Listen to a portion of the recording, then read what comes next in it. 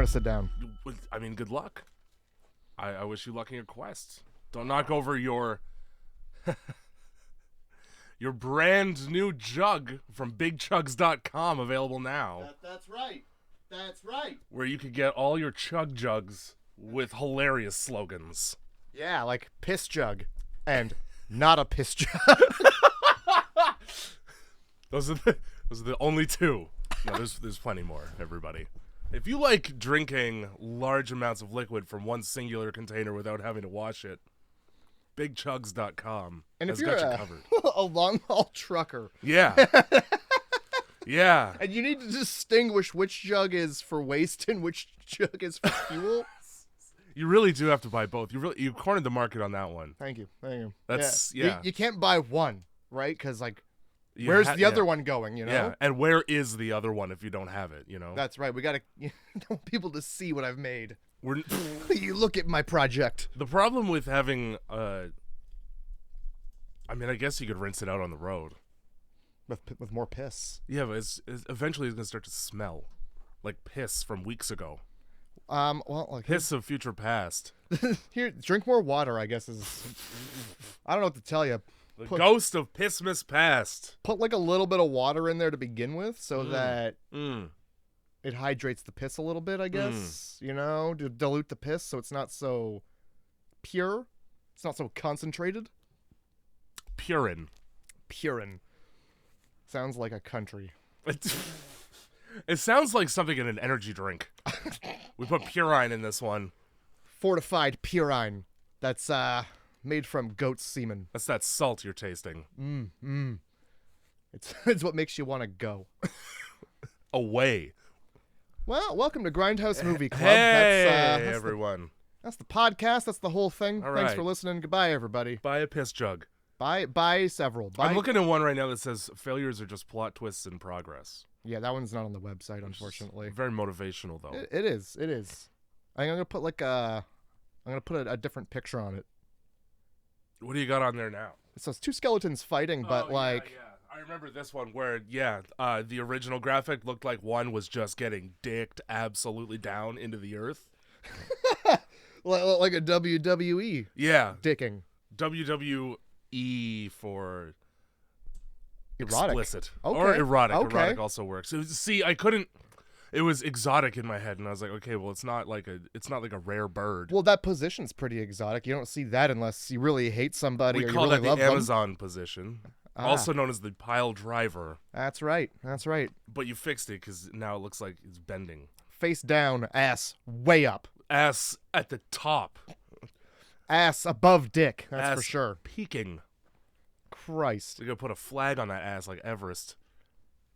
And you can also go to grindhousemovie.club. That's You could do that as well. if you ever wanted, for whatever reason, to listen to more of whatever the fuck this is. Yeah, instead of climbing Mount Everest, just stay at home and listen to the podcast. Stay right at home and listen to the podcast. If you can prove somehow that you've listened to every episode, well, I'll send you a sticker. That's a big promise. So send it right to Jay at whatever, however you want to get at him. You know how to do it. Like 4 people know how to do it. That's good. That's enough. Because that's like 4 stickers that you already just owe people, I guess. Yeah, that's fine. Well, they climb the Mount Everest of podcasts and get a free sticker. I'll send you a Steam key. That's probably just as good. It's my fucking t-shirt giveaway all over again. 2 years later, people get Steam keys.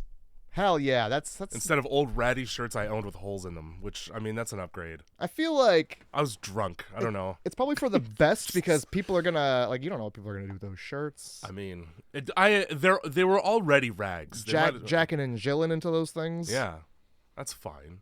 Crispy. Once you own the cotton. thing, you can do what you want with it. That's fair. All right. You know what? That's fair. But like, don't you just you just think about it like that's what they're doing with it? Really, guys? It's a shirt, you know? Put it on. Wear it about. Don't just ruin it with your essence, you know? Sam Hyde keeps shirts around his area so that he could use them to like blow his nose and wipe his mouth and shit. That's a dangerous game. I know. What if you accidentally wear it? You got to go to the store real quick, and it's like, I'll just grab this. Exactly. I pick up shirts off the floor and put them on all the time. And so often. Dude. I haven't had a closet in like 10 years. No, mine's a wine rack. Straight up. No doors. It's just shelving. Hey, mine's a barrel or like a little basket that's next to the bed. A barrel, dude. You know? I just go in there. It's like up to my elbow, and I just pull something out. I'm like, this is what I wear today. And then when I'm done, I just put more apples in there. I knew it. I was picturing a wooden barrel with the metal rings the whole time. Oh yeah, too. yeah. No. Sorry. When I run out of clothes, I wear the barrel. Yeah, I wear the barrel with the suspenders. Yeah. Oh yeah, yeah. Like a 1920s washboard artist. Like, that's how you know it's laundry day. It's when my dick and balls are one like flanky piece of wood away from being exposed. What? You can't run in that. You get splinters. Oh boy. Or slivers. I can never remember which one's the one that just goes in you. I thought they were the same thing. One is just like the piece of wood that's shaved off. Oh, that's a splinter. And then the other is... A sliver goes in you. It goes in you, okay. Like the movie Sliver. Or was it Splinter? Well, the movie is Splinter or Slither. Slither's a good one, but... Like a snake or a worm does. But it's not Splinter? It's not Splinter? That is another...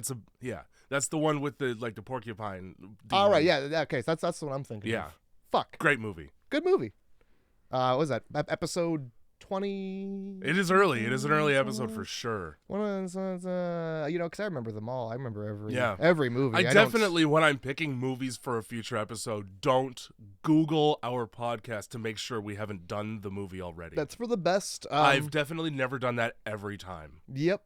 I've definitely never had to sit here and like look back at like the Patreon to make sure that like the last 3 ones, because if you go on Patreon, I think we're like 3 episodes ahead. Woo! So hey man, for that extra $1, for that $1 a month, man, you're so ahead of the game if you're on Patreon. Oh yeah, and like I know how we're like really big with all of your friends. Yeah, huge fan listening and viewing parties. Oh yeah, you'd be king of the jungle. Right there, right then and there, because you're bringing the fun and games. Yeah, oh yeah, and like you'd be able to reference things. Like even if you hoard them, you can reference things, and then like later on, all of your friends will like listen good to this podcast with like their whole brain. Yeah, and they'll get it. They're like, wow, you're really ahead of the curve on that one. Oh man, that unsavory trans joke you made 2 weeks ago just came across my feed again.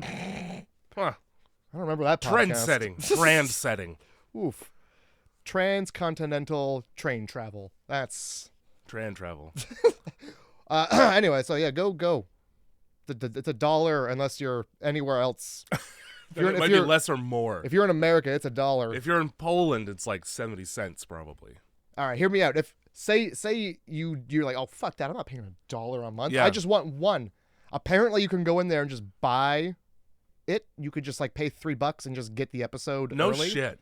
Yeah, I don't know why, but one day they told me I could do that, so I was like, fine. That's if you're scrolling through the list of episodes that we've recorded so far and you see one particular one that you're like, man, I can't think of a single place to listen to this for free.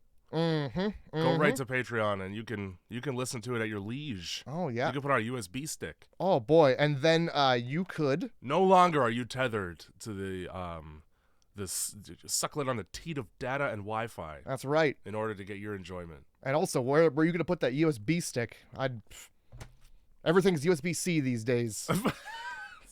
Unless you're physically plugging it in. I remember a time.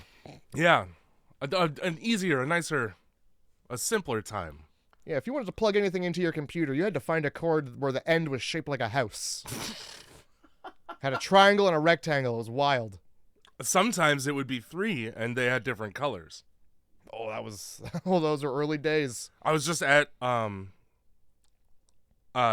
wholesaler, and the guy behind the desk had set up I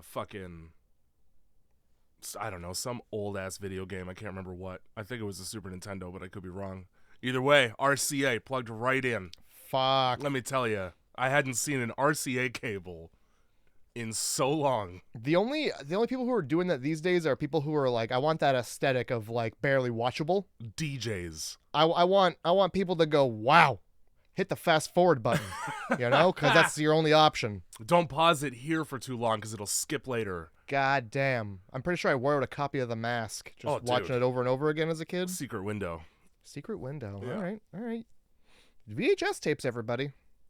I miss them. I miss them a little. Me too. I've got a shit was stack. straightforward. It's like, hey, you put it in, and whether or not you could tell whether or not your family, like people in your family, specifically siblings, were nice or if they were dicks, based on where it started when you hit the play button. Like if That's you're fair. fucking 45 minutes in, all right, asshole. Who was watching Liar Liar last, you know? How do you just stop when he finds out when he can't say the pen is red, you know? Yeah. The fuck? How do you put the whole movie on and watch it all the way through just so that you can watch him beat the shit out of himself in the bathroom, and then you're like, I'm good. This is all I came here for. That's the funniest part, so. Or you're just tugging it to is it Jennifer Tilly in that movie? Who's the secretary who he boinks? It is. Yeah, it is Jennifer Tilly. You're just pulling it off to Jennifer Tilly Groening. Did you know that they were married? The dude who made The Simpsons was married to her. Oh, she like owns a part of The Simpsons. That explains why she's not in movies. Good move. Because she doesn't Solid need move. to be. I'll take my Simpsons residuals and my Bride of Chucky residuals, and I'll just go home. And then just be the voice of Bonnie on Family Guy. Yeah. Every now and then. If it's even her still, because that's like the easiest voice to replicate for any way. It is. Be raspy and high-pitched. Be what you think Betty Boop sounds like. Be what you think somebody who wishes they looked more like Renee Zellweger would sound like. Watch The Bride of Chucky and go, do that. You know? Just do that. Then just skip the seed of Chucky. Don't even bother watching that. You know what, to be honest. Where they have a British son for no reason. First of all, how do you give birth to a puppet? That's number one. Dude, they've got huge hand holes. Where do you think? Where do you think it's coming out of? I said to, not from. It's a poopet. In Seed, she was a woman again, and she had sex with Red Man. And then the next, yeah, dude, this is how that movie goes, man. Let's go. Is he? She gets depossessed out of the bride body, out of the bride doll. Sure. And she goes back to being just Jennifer fucking Tilly. And she's like, oh, Red Man. Yeah. Where's Method Man? Oh, great question. Unavailable. Well, I'll fuck you then. She's like, I was hoping for the train. And then they freestyle rap together, like they just spit a bar. They don't, do they? I would hope. No, they don't. Okay. I've never seen it. Method Man's not in it. It's just so they bang, and then the next morning she comes down and she's like, "I'm pregnant," and he goes, "Good luck with that." And she's like, "What are you talking about? It's obviously yours." And he's like, "I got a vasectomy the second I came to Hollywood." Hey, well, smart move. I don't really know what her motivations were to be, like, why she was trying to get impregnated by a rapper in the first place. Well, she's got The Simpsons. Now she just needs like a couple platinum records. Yeah. That's how you do it? Get it, Jennifer. You get knocked up by Red Man, he gives you a deal. He gives you 3 albums. I can't name a single. The only thing I know Red Man from, didn't he have a show on MTV?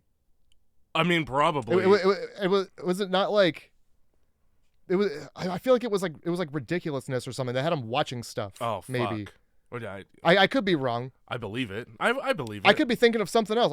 He's weirdly in the public eye. He's in like 4 movies. I could be thinking of Robin Big for all I fucking know. You're thinking about when they shit. What's the name of that pals. fucking? It wasn't AFV. It was the Animal Planet version where it was just animal videos. Oh, okay. And was there still a prize? How do you decide that? No, it was like Ridiculousness, but like if it were AFV style, where it's just a guy with it was Keegan-Michael Key anyway. Right. All right. I have seen that. I can't remember the name of it, but I loved it. Here I was thinking like they're like, oh man, turtle fucking a shoe. That's the winner. Fucking $10,000 to the turtle with erections. You got a video of a turtle, so here's some money.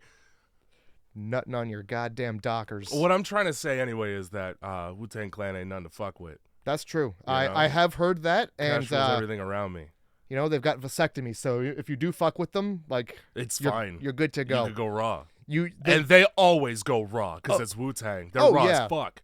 No warning. They load you up. They sure do. They fill you full of fucking woo, I guess. Wu-Tang.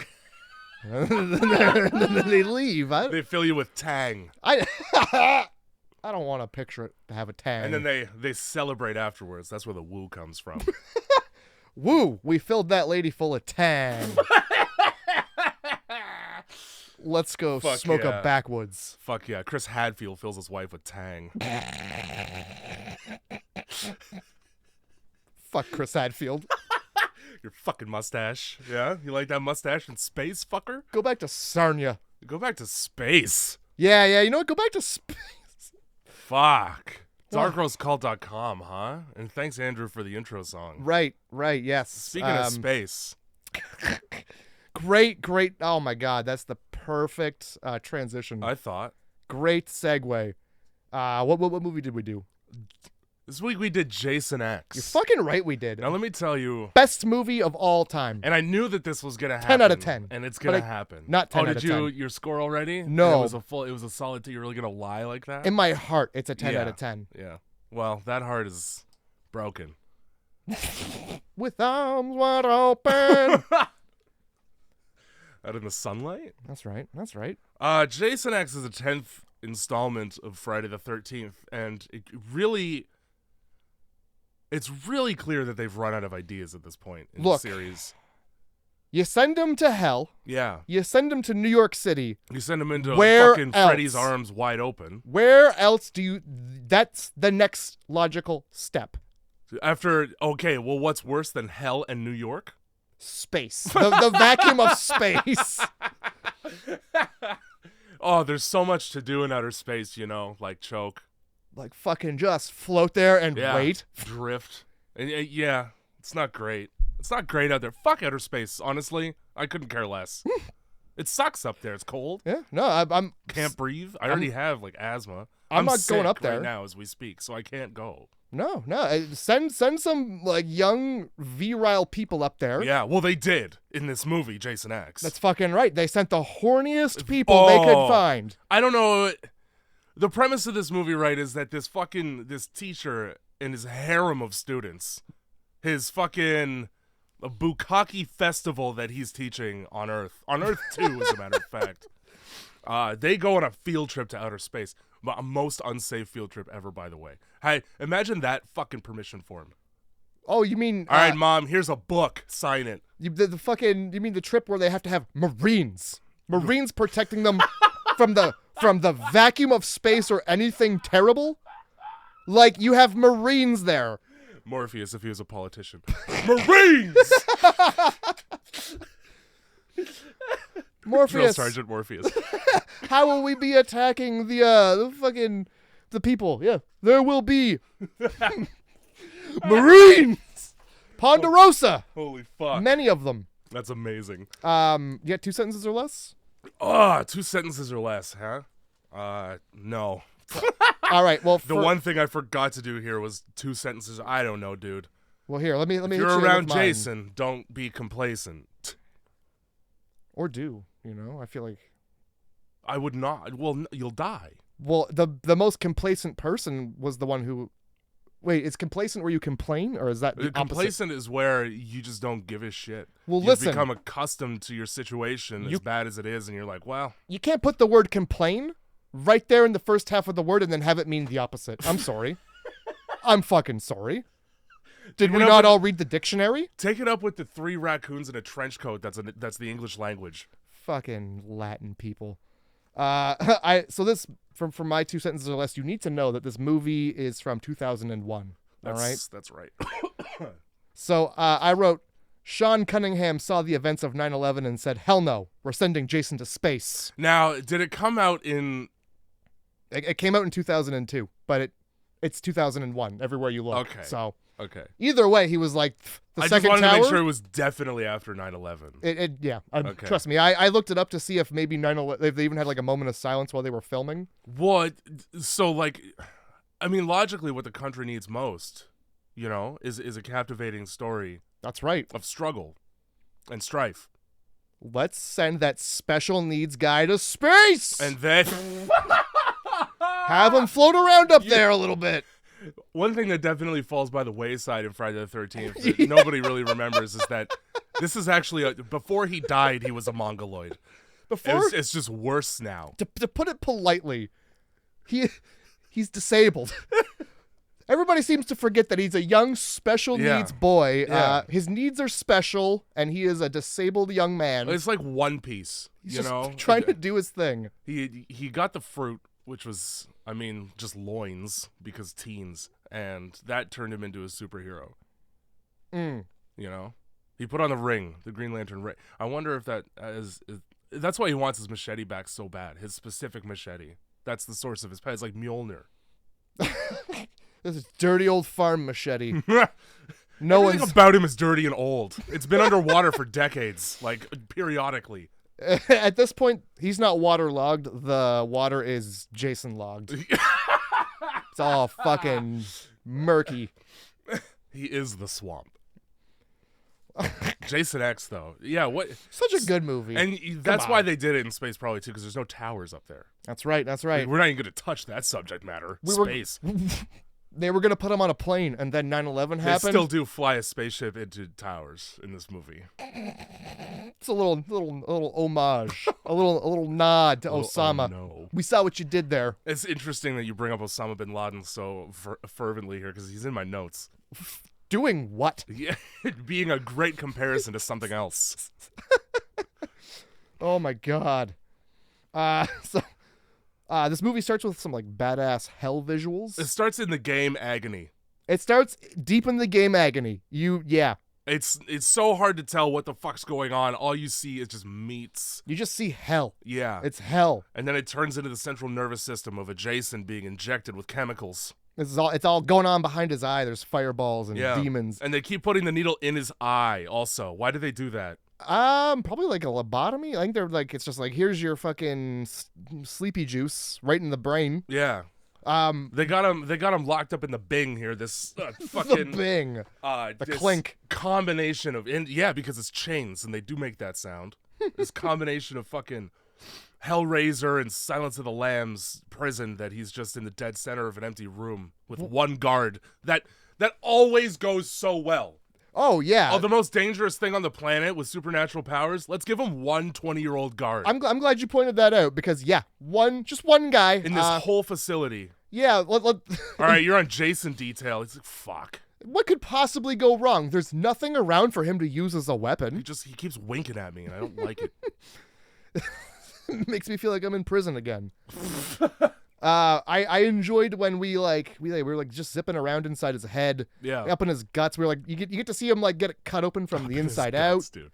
It's good. It's good stuff. And all right, I'm gonna say it. The soundtrack, the score to this sounds exactly like the one to The Mask. I don't know if you can picture them in your head right now, but like.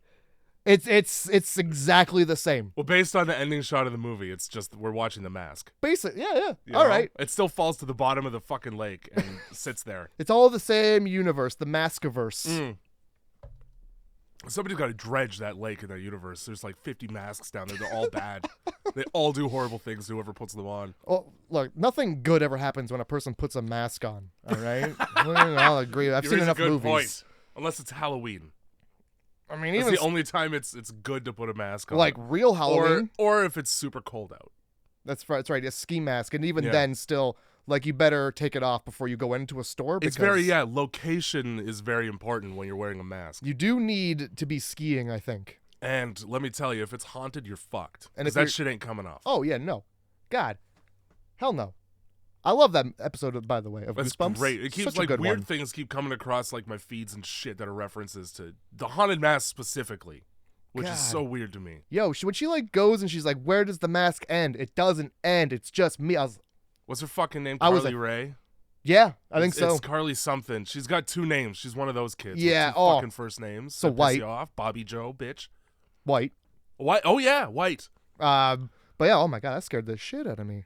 Oh, you pull the collar down and it's just more gross, wet skin that's not yours. What yeah, you know, like from like why then on. Why didn't you go to a hospital? You know. Why didn't you? Yeah, it's right there. Tell your mom. Mom, look what happened. I keep going to this fucking picnic and there's worms in the burgers. Oh. Well, let's try going once more. There can't be worms in the burgers every time. Third time's a charm. God damn. So yeah, we get to all this stuff. I noticed like when they're injecting it into his eyes, like he's got fucking. It's just like eyes. It's just a guy's eyes. Yeah, it's Kane Hodder's eyes. Yeah, like he's got nice lashes for being fucking dead. Yeah, for it's like centuries. Like didn't even like. It's just a guy. It's just a guy. This Jason is just a guy. Yeah. I think the last one is the one where he goes to hell, number 9, and he's like a mush monster. So I don't know what happened in between these two films, but now he's back to being just Kane. Yeah, but his head is way grosser. Like, just before any of this shit even happens, the top of his head is just growing. It's collecting water from the lake. He's got the lumpiest head in this one. He does. He has a very lumpy head, and you know that might be due in part to like the IVs they've got running into the back of his head. Yeah, like Bane. I'm guessing. Yeah, maybe for the opposite reasons of Bane. I don't know what Bane had those for, but I mean, you put the venom right in him and he goes crazy. He goes hog wild. So yeah, it is the His opposite. hog goes wild. They put the sedation right in the back of his head, and he stands there and just looks. What the fuck else? You got him in a straitjacket. You got him 50 chains around him. Chained to the ceiling, just standing there. Apparently being Jason also means you're fucking David Copperfield, because he slips right out and replaces that with a body. He replaces himself in those chains with a body, no problem. Yeah, so the guard throws Dude's like, you look cold, here's a blanket. You ugly bastard, stop looking at me. Don't be rude to the guy. Oh, yeah. You know? The last thing I'm going to do is be rude to the guy who is Fuck. known for murdering people and disappearing. I bet you the security guards on death row are nice as fuck to those prisoners. Oh, yeah, well, they all love Dane Cook. I'm sure they've heard the joke, you know? Fucking thanks for the candy. Shit. 3 to 4 people who remember that joke probably just chuckled. Well, that was when he was good. That was a long time ago. Instead of now, when he's married to a child? That's right. A young girl? That's very right. Yes. That he knew when she was, not of marrying age, we'll say. Well, really played the long game on that one. At least he's like, I better get plastic surgery so that I still look young enough for her when she's ready. At least he didn't do the Crystalia, you know? He did wait. I mean, so did Chris. Until she messaged him back, yeah. The thing about Crystalia, all right, is that when you go over somebody's Twitter DMs, first of all, the problem is that he was married. But when you go, how old are you?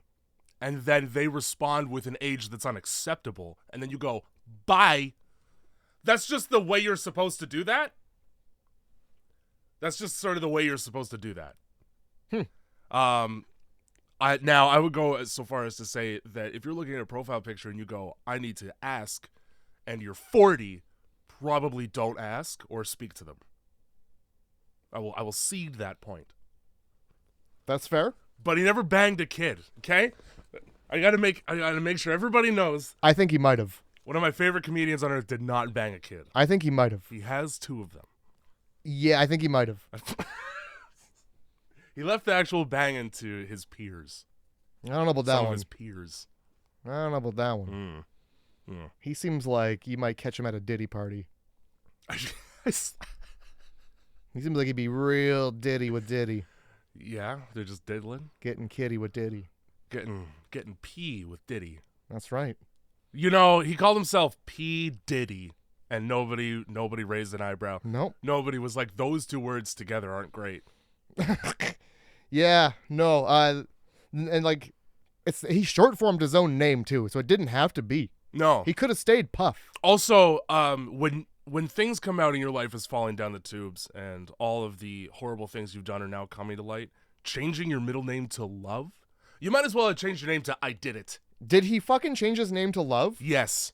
Sean Love Combs. Sean Peace and Harmony Never Done Did It Combs. Sean, I'm not even in the same room as children Combs. Sean, I've never needed baby oil in my life, not even as a baby Combs. Sean, not at all ashy Combs. Sean. Moist skin now, again. Supple. Old man. Well, when you rap, I mean, yeah. Did he rap? I don't think I know one of his songs. You know hundreds of his songs. Do I? Yeah, you just don't know them by name. You would know all of them. Walk With Me, dude. Godzilla 2000. Walk. The song. I don't know that Not one. Jesus Walks. That's different. No, I was thinking Walk This Way. Sorry. Talk This Way. Steven Tyler, also a child toucher. Well, I mean, As per how many songs they have where they're talking about 17-year-olds, let's be honest. Call a spade, you know? how about Jerry Seinfeld? We'll go down the list. Well, it's not Yep. great, is it? No, it's not. Jerry Seinfeld's got a lot of opinions in his old age.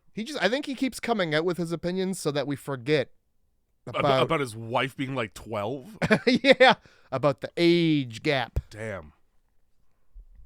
Anyway, Old men in Hollywood. Man, just... burn it down. Burn it down.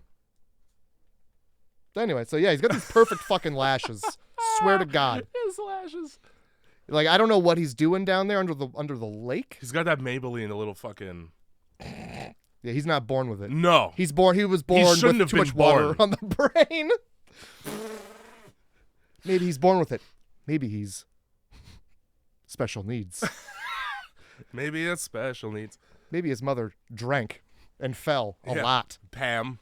Yeah, Pam. I read on the trivia page for Jason X, which is the movie that we're supposed to be discussing, Right. that that actress was in Toronto while they were shooting this, and the director reached out, was like, "Do you want to do cameo? We'll put you in a hologram."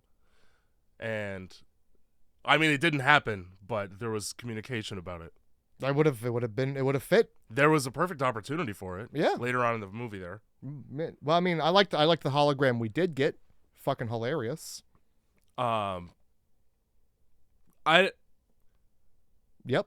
getting close to the monster that needs to be chained in a standing position. Why are you even chuck the blanket from across the room. Frisbee that shit. You know what? Don't.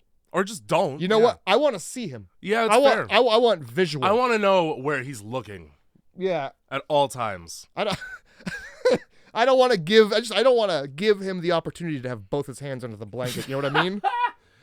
Nothing to do but beat off, I guess. Just beat right off. Just beating off and standing up. You know, This the best fucking- way to do it. This swampy log that I have.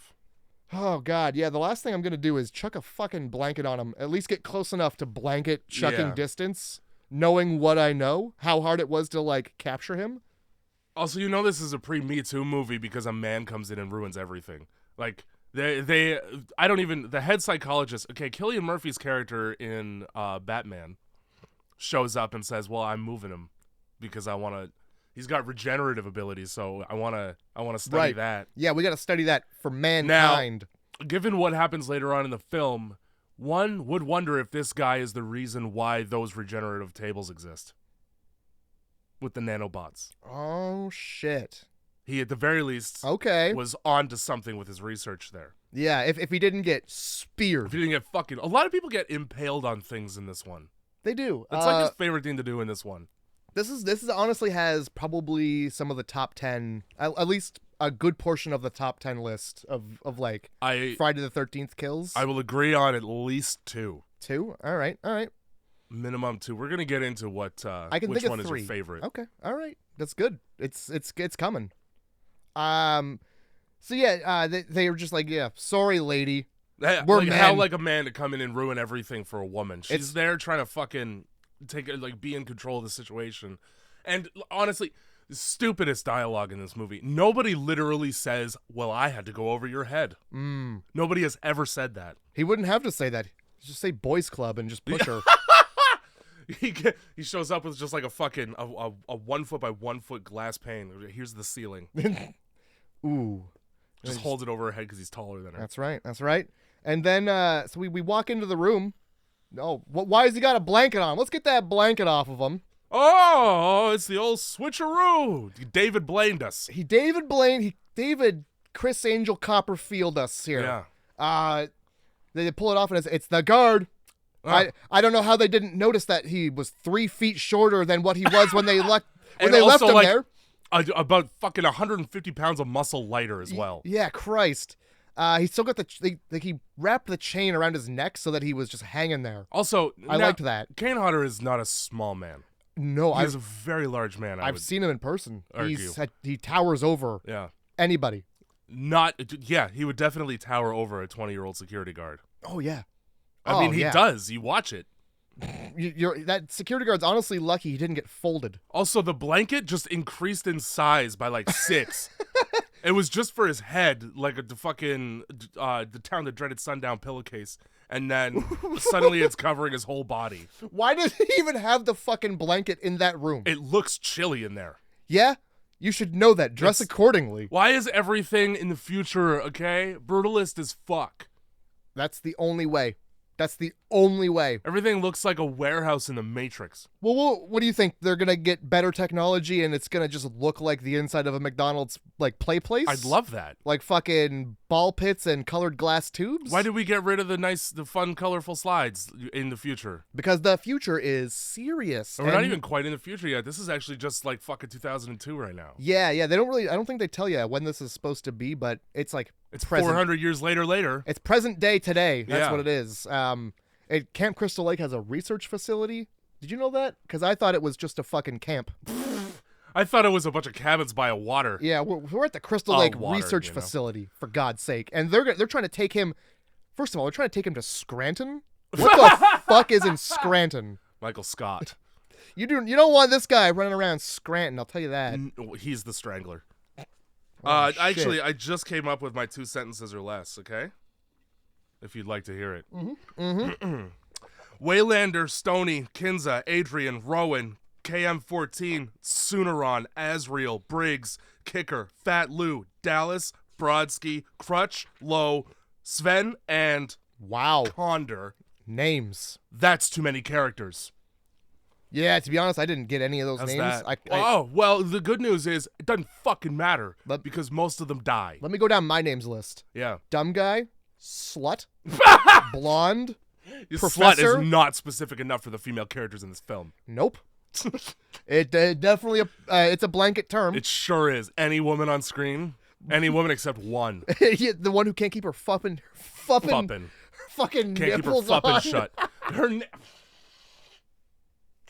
Scariolas. Tits be fucking 2 down low on the body. Robot ass tits. She's like, don't make me look like a 70-year-old. Put them up there. Higher. Fucking give me a lift. A tit lift. You just tattoo them on. She can't feel pain. There's an android in this movie, and part of the issue is she can't have areolas, but she wants them. She wants them so fucking bad because... It's like Cinderella being jealous of her step-sibling. She just wishes that she had areolas like the rest of of us. That's the only thing keeping her from being real. Yeah. Is the fact that her tits don't got nips. They fall off at midnight every night. And like... She turns back into an android. How the fuck are these nipples even on there to begin? Like, did you glue them on? They fall right off. Yeah, didn't do anything. Hope the suction would be enough. Elmer's, he just licked them. That's good. Perfect. And by the way, that's like the stamp. reveal that she's an android too. Her nipples fucking fall off. I fucking hate it, dude. If you don't pay attention, that's the big reveal. It sure is. Oh God. And the only reason it wasn't surprising for me is because I'd seen this and I knew already. Yep. So, they got him standing up. They finally got him. There's no way he could hurt anybody. Surprise, surprise. Yeah. The tables have turned. They sure have, and he hurts everybody. Look, who the fuck gives him a spear? Because at some point he just has a spear. That's true. Where? Like, everybody has guns, except for one guy who just brought an old-timey spear just in case. Also, it's like on a chain, like a morning star. Why? So that he could chuck it into your body and then pull it back like fucking Scorpion from Mortal Kombat. That's right. They got him once. They don't want him to get away. So if he gets away, I use yank on the chain. Get over here. Works for pit bulls. I think it has like a hook on the other end, like a gigantic, like those things they used to yank people off stage with. Or hang cow meat in a butcher. Too. Hey, you got to hang it up.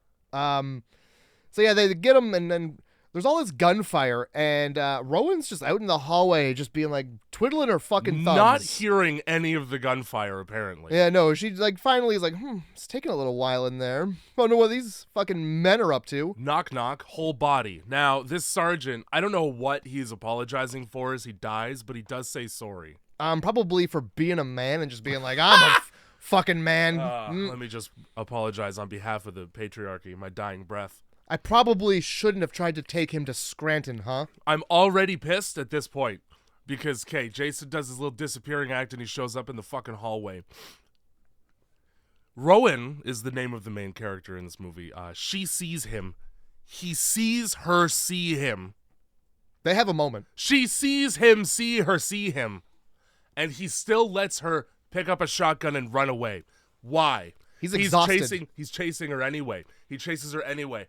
The only reason why is so that she could lead him downstairs to the cryogenic chamber and freeze him. Jay, in order to propel the film. It doesn't make any fucking sense. He just killed so many army dudes. Yeah. He needed a moment to breathe. Well, this is dessert. I know. And do you just dig right into your cake? No, you go. You wait a minute because we gotta see if you're hungry enough for the cake. Why didn't you throw that chain hook at her? Nah, you let her get away. Basically, I think he left the chain hook in the dude. You know. Well, that's evidence. Take it out. Either way, stupid. Because they couldn't come up with a better way to get him into a fucking icebox. How are we gonna get him into this cryogenic chamber in the dirty basement of this facility? Well, she's got to lead him down there, Jay. Come on. She has to lead him down there. It can't. The movie just can't end. It can't just end with him killing her, and he doesn't get to go to space. That's the whole thing. We got to get him to space, Jay, or else that's not Jason X. How about he wipes Jason again? He wipes the whole facility, and they freeze it for safety. The whole facility. It already has a failsafe when the fucking pod breaks. Well, to close a door and make everything cold. Like any good facility, Jay, you know there's only one fucking employee. Not a fucking alarm at all in the whole facility either. No alarm? Dead quiet, whisper quiet facility when there's an emergency. Yeah. Oh yeah. And like fuck. When you don't hear from old Rowan up at the facility, we just don't go up there anymore. Yeah. We don't go up there for hundreds and hundreds of years. We sure don't. She's got it under control up there.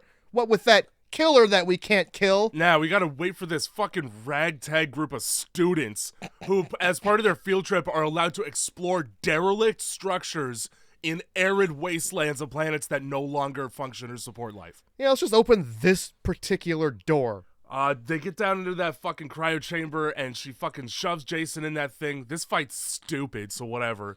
And then he stabs her through the metal with his machete. Like she didn't expect that to happen. Why are you standing right in front of it looking in? Don't be a retard. Yeah, do you not trust that he's in there? Like he's in there. Yeah. You closed him in there. You fucking hit the button and you turn around and wait until the little oven timer dings. Or the reverse oven timer. You know what I do? I go, good enough.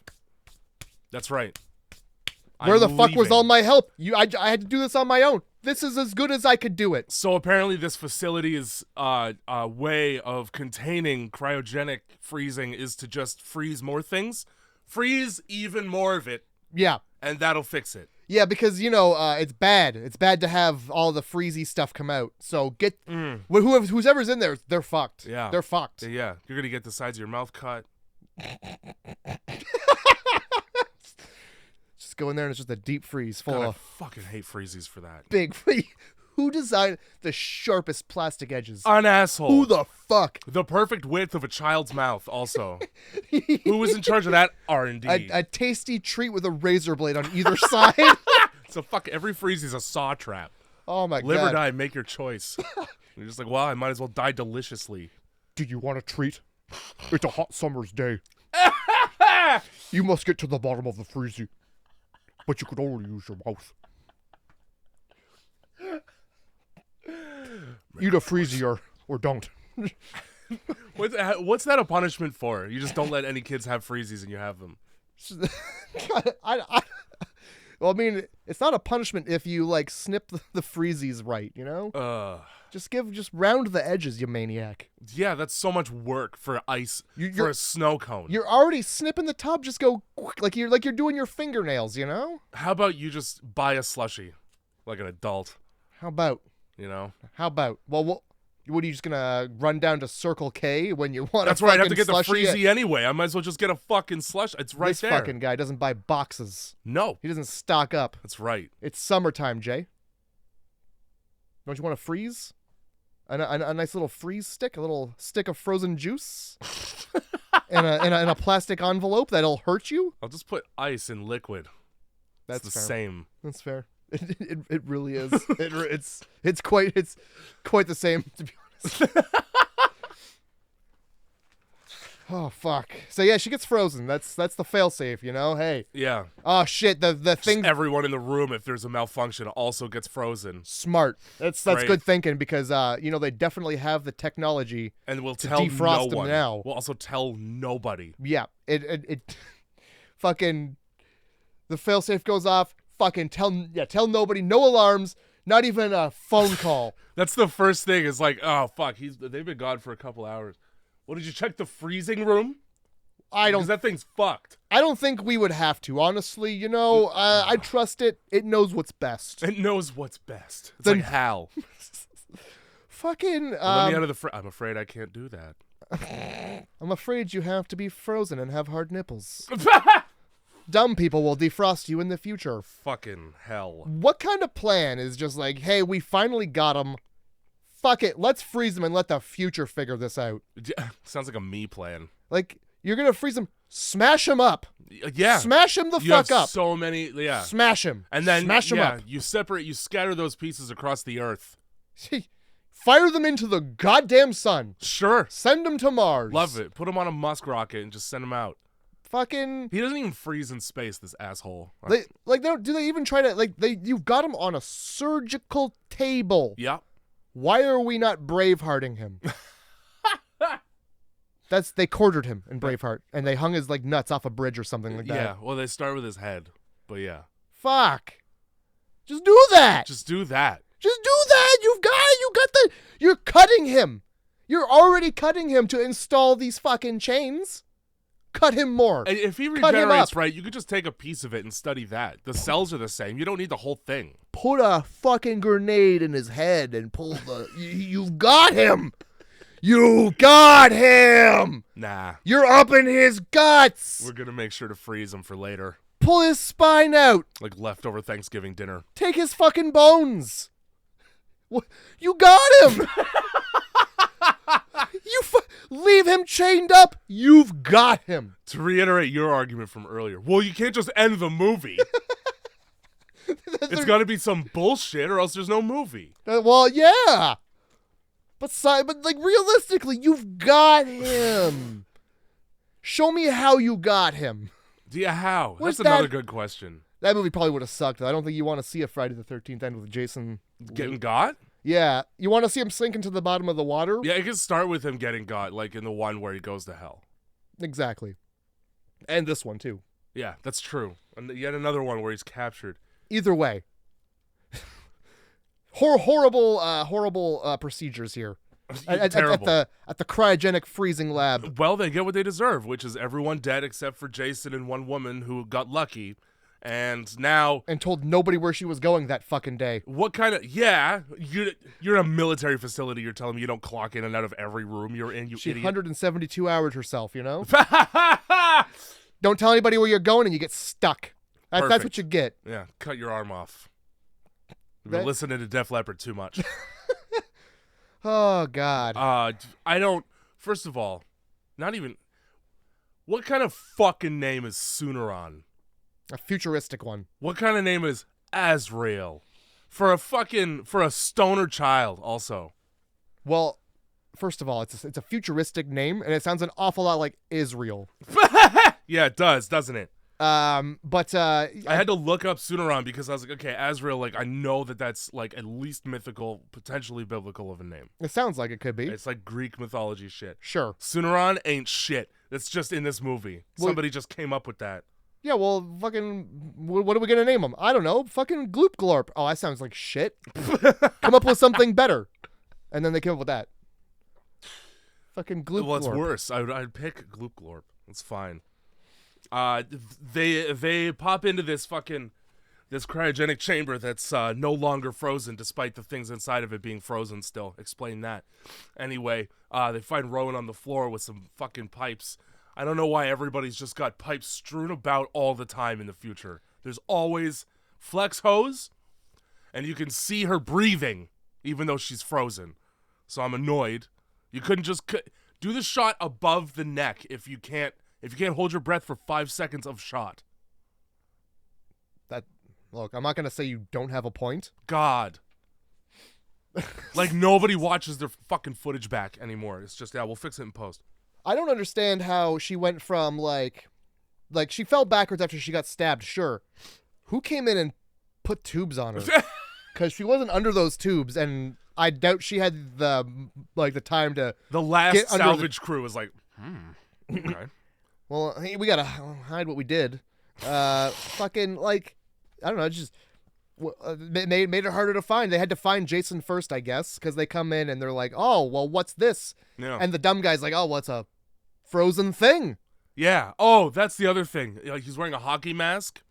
Half the people on this crew don't know what hockey is because it was outlawed in 2024. Sorry, hockey. So last year we don't have hockey anymore. I wish that was true. I wish this movie was like The Simpsons where it predicted the future. Wouldn't that'd be fucking nice? It would. How about no more sports? None. None. And if you're going to do them, it's one person and then mannequins. It's hacky sack. And the stadium's empty. It's just hacky sack. Hacky sack and nothing else. That's the only sport. I'm fine with this. I feel like that would probably make a lot of athletes be like, all right, fine. Hacky sack and ball in a cup. That's right. That's the Olympics. People who like baseball play ball in a cup. People who like soccer, they do hacky sack. What's hockey then? No. We just kill him. Yeah, just kill him. That's just crushing your skull against fine. a rock. Yeah. So yeah, they're like, oh, what's this? What's a hockey mask? Oh, what's probably some sort of 20th century carbon filtration unit? Yeah. Nah. The way that they come in, okay, and then the android bitch reads the room and goes, "There's no toxins in here." It wouldn't have fucking mattered because you don't have masks on for oxygen. You have masks on for the sandstorm outside. You look like sand people from Star Wars, okay? You open breast button-up coats, all right? If there was any poisons, you'd all be dead. Why even bother reading anything? Because how else are you gonna know she's an android, first of all? Yeah. So the guy tells Ezreal, the dumb guy, hey, don't touch anything. And as it cuts between the two, he's already touched a piece of glass, and it's stuck to his flesh. This is the Coolio of this movie. That's right. To Dracula 3000. There's got to be one. He's fucking rip-baked, and you can tell because he's a white man with dreadlocks. Or at least dirty hair. The white dreadlocks that aren't like dreadlocks, they're just, I don't shower. They're called neglect locks. Locks of neglect. Deadlocks. Because the hair inside them is.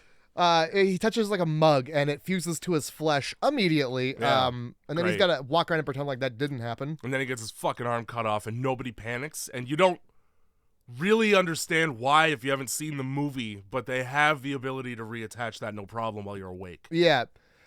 He just gets a fucking hot morphine injection in the back of his neck. Oh my god, the robot is so quick to step in with a needle. Yeah. Where did that needle come from? With a shut you up needle. Yeah, here's I like to keep these pain relievers just on me.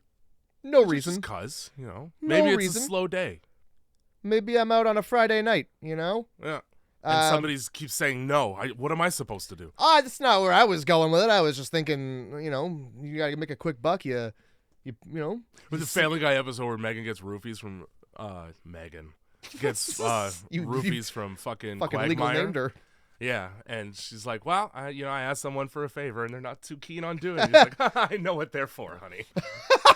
Jesus Christ. Yeah, they don't put Quagmire on Family Guy too much these days anymore. It's kind of sad. He's very much like just an old man when they do now. Yep.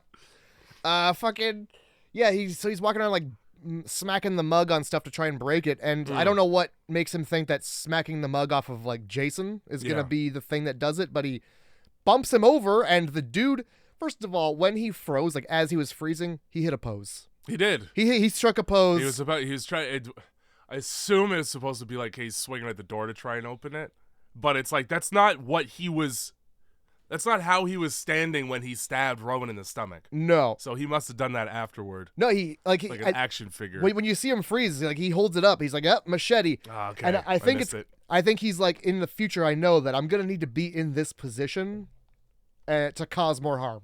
Do you think like if they unfroze him right then, he would just pick up right where he left off and like complete the swing? I think so. Yeah, I think he would have. It just you just hit the pause button on a person when you freeze them. He didn't even need to pause him because even in pause mode, he falls over and just slices this dude's arm clean off. Lethal even when you're sleeping. His own fault too. He held his arm up perfectly to be cut right off. He did, yeah. That's like, true. please don't cut right here and here. I will show you exactly where to not cut if you could be so kind. This is my one weak spot. If a machete hits here going the speed of a man falling, it's my Achilles shoulder. I like to think that he knew, you know, this is going to be handy if I just stand like this. You know? Yeah. Did a little Statue of Liberty. Forward thinking. That's 400 years forward. Fucking right. So they bring him back to this ship, and this ship is called the Grendel, which is like, if it's not, it's the name of like I have this creature book called Barlow's Guide to Fantasy, which is like just fictional monsters from literature. And one of them it's a giant blue troll, and that's his name. Also dangerously close to Grundle, which is a taint. It's a taint. And is it not the name of the ship? AKA, yes. Fleshy Fun Bridge, Midway, or Chode. You know, if you go past your balls, you'll see it. It's hard to miss. It's hard to miss. If you're anywhere between genitals, like, you're in the right spot. Well, there's nothing gentle about it. Go past the genital and stop before you hit anus. You can't miss it. If you hear a bear, you've gone too far. So their whole idea here, it seems like you would send another ship when this one's full of students if you find something like this. Like you'd send some professionals instead of just this horny professor and his equally horny students. And then a bunch of Marines, aka grunts, which is so rude. Oh yeah, no. Call him something respectable. You know the crayon thing? No. So the joke, the stereotypical joke amongst like facets of the military is that Marines are so stupid they eat crayons.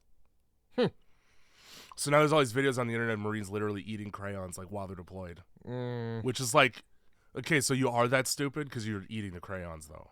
Yeah, like at the end of the day, you still gotta poop that out. Yeah, that rainbow you've created. And like I'm sure a crayon isn't just gliding out. You know, it may be wax, but I feel like it's gonna get stuck. That's gonna there. create a plug, if anything. Yeah, like it's gonna melt down a little bit. Yeah, and then like once it hardens, you better hope it's in a good position. You better just stick a wick in your asshole at that point and light it. You might as well. You're a candle. You might as well sit in a sauna and just wait, I guess, for it to leak out. Yeah.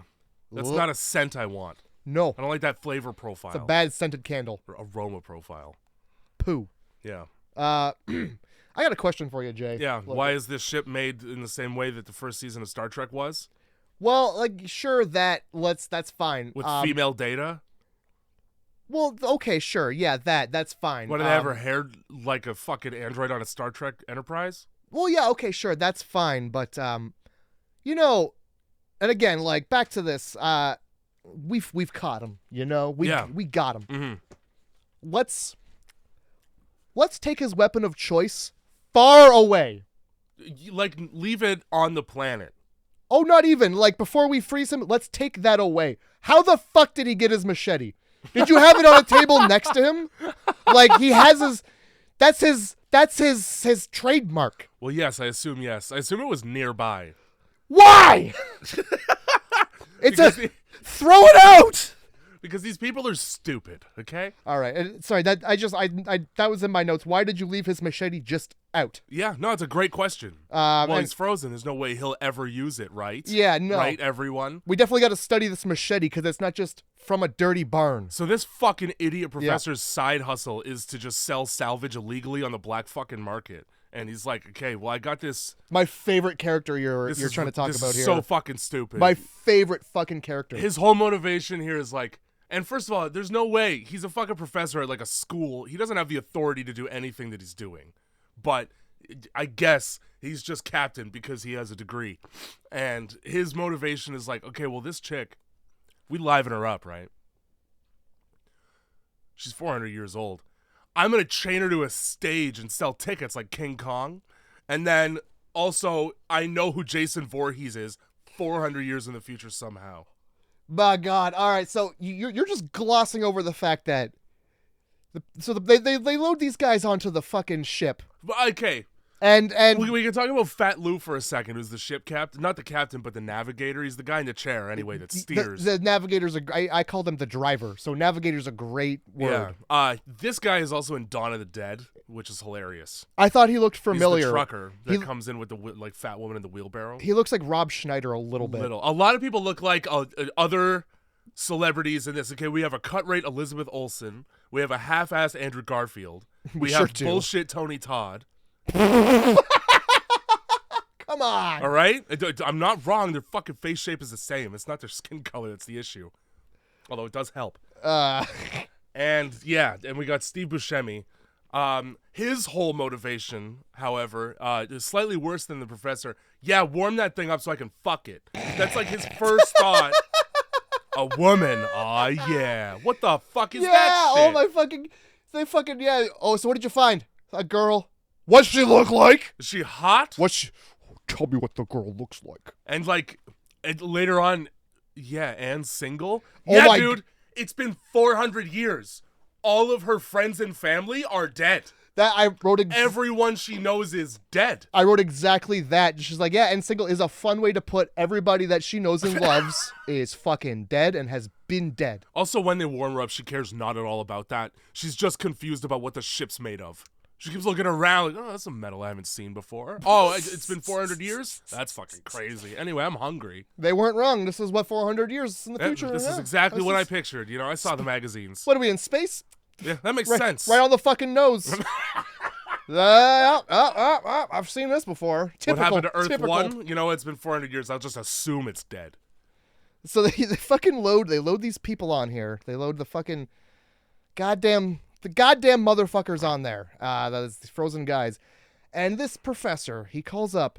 He goes on his video phone and he calls my favorite character. I don't even know if this is right here, but it happens in this movie. Oh, you like this character because all he does is wake up, be pissed that he got woken up, and then you never see him again. It's not only that. Where even is he on the ship, dude? I'll tell you where. I'll tell you where they keep this man. In some kind of drawer. Because when he video calls him, you see him like a drawer open, and he's just like, oh, you bastard. And the guy's like, so yeah, we found a woman, and we're probably going to get her back to life, and that's going to be good. I don't know if you noticed the fucking good for money. I don't know if you noticed, he goes, I can't move. I did not notice that. He just says that. It's a throwaway line that means nothing. Oh, well, that's probably why he's in a drawer. Yeah, like a Japanese apartment. And we got this lady. He's like, I don't give a fuck about that. But this other file named Voorhees. Now, that's not Jason Voorhees. Of all the Voorhees on the planet, it's not this one particular Jason Voorhees. I do wonder if it's Jason. You know, I couldn't help but notice the word Voorhees, and... Well, I've as read a horror some movie books. buff, I have seen all the movies. Ah, yes. The fucking... that's the one. That's the one we got. Why? Oh, because he's a terrible guy who's going to murder you. Yeah. Who would you sell that to? That's his whole thing is like... You know, that'll probably fetch a pretty penny, which I hate when people fucking say that. Pennies aren't pretty, they're copper. Mm-hmm. It's gross. It makes your hands smell weird. But to who? Fucking Kim Jong-un? Somebody. Who wants to buy the mass murderer? Keep him frozen. And some Elon Musk. When they wake Rowan up, she's like, shoot it into space. They try to slow roll her on it, and like fucking... He's not a good liar, but everybody believes him, this Professor Lowe. He's a horrible liar. Oh, yeah. For a long time, he just kind of acts like he doesn't know who Jason is, even though this man in the drawer has already explained him. Mm-hmm. They wake up Rowan, and her first thought is like, did you get him? Do you have him? Is it good? Is he contained? Nobody is like, so what are you talking about? Yeah. What's, is there something terrible that... we noticed that you're stabbed, and this man has a great big knife? Great point. Now... obviously, no concern here. It's been taken care of. Yeah. I don't give a fuck. The professor's like, oh, no, he's dead. He's just in the other room there. Hey, shoot him into space. Oh, yeah, we're quite safe. He's just on the other side of this fucking drywall. Fucking shoot him directly into... That's why they didn't tell her, because immediately And, like, there's more people in the room, too, and none of them are like, maybe we should listen to what she's saying. Yeah, they don't tell her until, like, somebody walks by and is like, what do you want to do with this big fucking machete, eh? And he's like, oh, you weren't supposed to bring that in here. Fuck. I do like that one of these characters, and this is the thing, too, is that they're all, I don't know whose name goes to who half the time. Just describe them visually. The one that says, so they have this line about, man, 400 years, she's probably going to be ornery when she wakes up. Oh, right. And the woman's like, I get bitchy when I wake up. And then Andrew Garfield goes, did you just wake up? Yeah. Cunt. Fucking love it. Wow. That's her name also, starts not with a bitchy J. to just say that out loud. She didn't even say it in a bitchy tone. Yeah, no, she was just, like, there's... Janessa? Yeah, it was either Janessa or it was the, so one girl bangs the professor and one girl bangs some guy. Yeah, and they look the she exact bangs same. some guy. I'm sorry, they look the same. They do. Fucking, I don't know why they didn't call Azrael Stoney. They should have. Yeah. Fucking, he comes in with his arm off and he's just jiggling it around. He also forgot it on the planet. And the fucking android has to be like, here's your fucking arm, you idiot. Yeah, don't forget this. I don't. There's when they're getting ready, so the table, okay, and first of all, the nanobots on the table aren't what thaw you out. That's just the heat in the room, I guess. Which calls into question why Jason was allowed to thaw. Well, I don't think anybody really wanted to listen to what this crazy past bitch had to say. How about the fact that when the one chick pulls the mask off, his face is steaming? There is a smoke coming off of his face. How about when she pulls off the mask, there's no flesh? And she doesn't go, oh my. No, she goes, let's put that right back where I got it. Actually, she's like, you poor ugly fuck. No wonder you wore this. And just put that right and like not even she doesn't just like set it back on, she like mushes it down back into the goo. What's she gonna do? Make it worse under there? Fuck. So when they thaw out Rowan, okay? Yeah. They undress her. Ooh. They cut her underwear off. Somebody's way too enthusiastic. That guy's like, yeah, I'll get her naked right now. Yeah, why is everybody horny on the ship? Let me get this unconscious woman naked right now. Okay, and then in the Jason room, you got the two that they literally make out on top of Jason. So they're like it's hot. They send the scans over to the other room and they're like, look at this guy's scans. And yeah, crazy, right? They're all like, man, what a tiny brain he's got. Again, special needs child. Yeah, rude.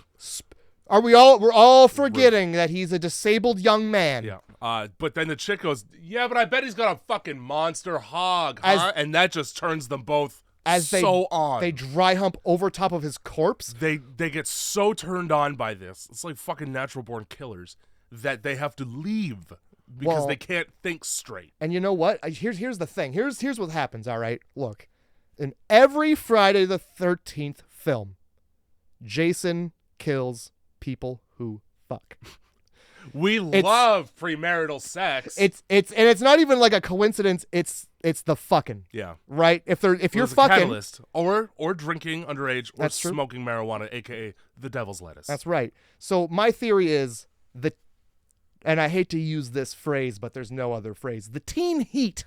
Yeah. Generated between these two hard bodies. That's right. Rubbing up against each other. Dethawed Jason. The musk of it. The fucking brought him back to life. It's like the pie on the windowsill that turns into a hand and like coaxes the dog's nose. Yeah, it's like, I'm up now. The genitals stink. I'm up and I'm up. Let's fix it. Yeah, like a fucking dog to a pie of any variety, human or cherry, whatever. So I wrote, why are we cutting off the chick's fucking underwear? And that was a really good question because they just put her in chainmail anyway. So you could have just left her clothes on. It doesn't matter. I'm going to assume it's for the nanotechnology metal.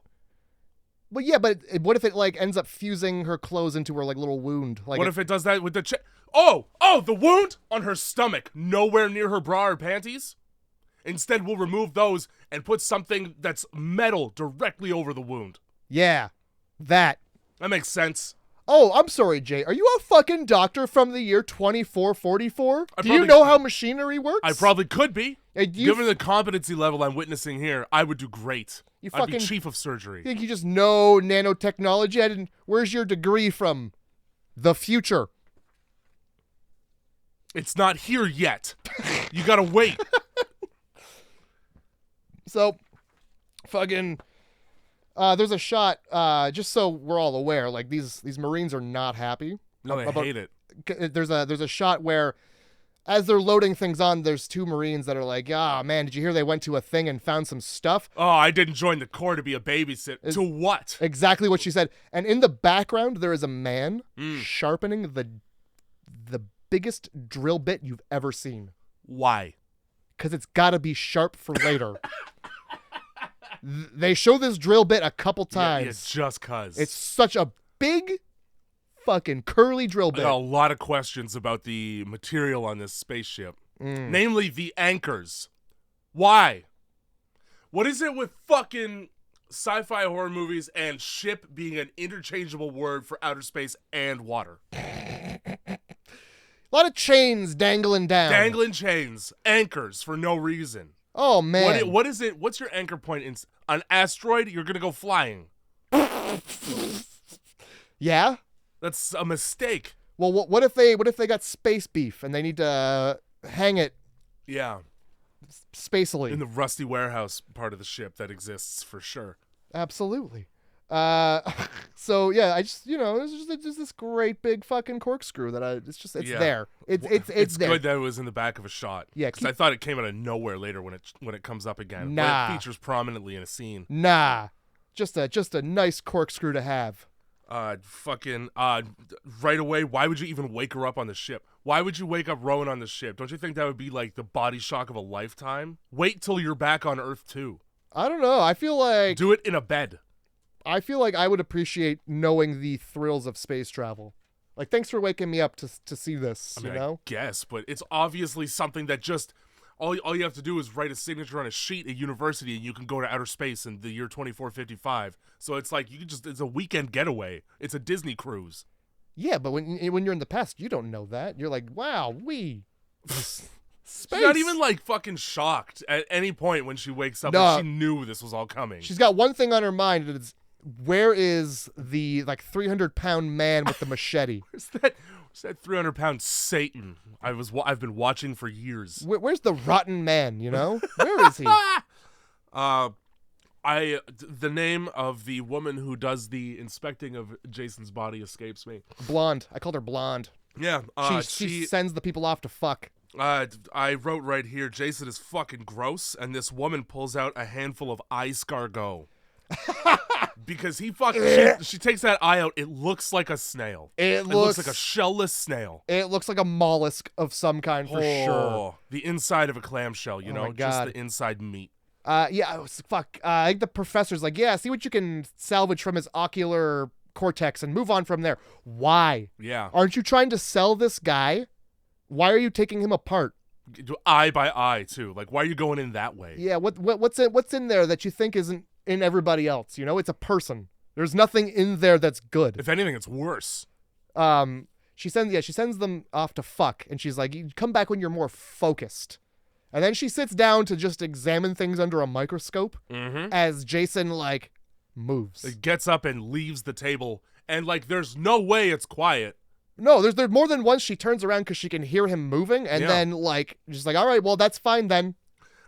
This is, first death in the movie in a way, that matters anyway, and this is tied for first for favorite deaths in the whole movie. Okay.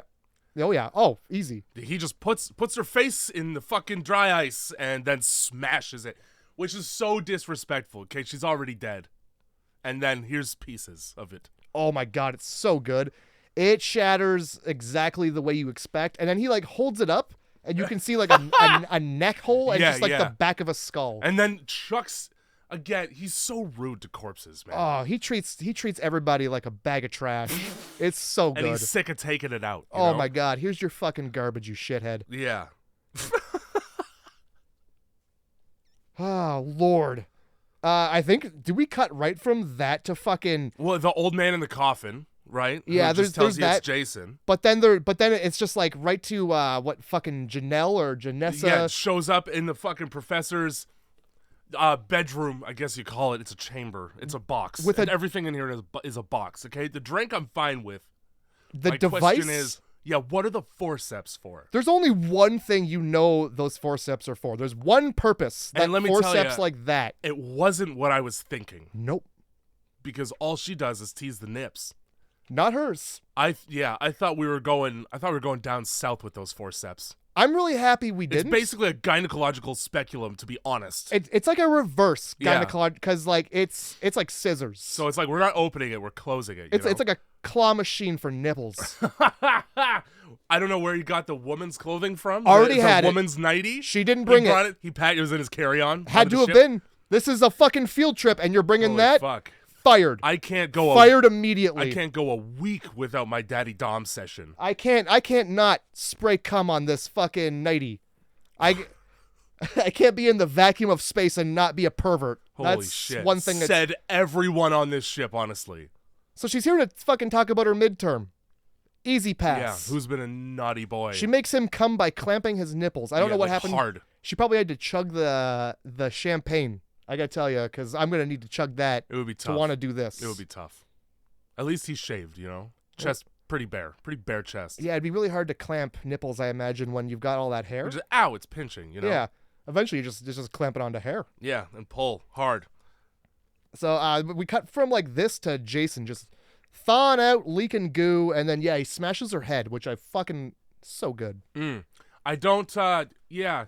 Then we get the nipple scene with the android. That's and let me right. tell you, That's fucking right. Here's my problem, though. You programmed him for the ground up, Andrew Garfield. Why did you give him typical female jealousy? And by him, I mean her. Why did you give it?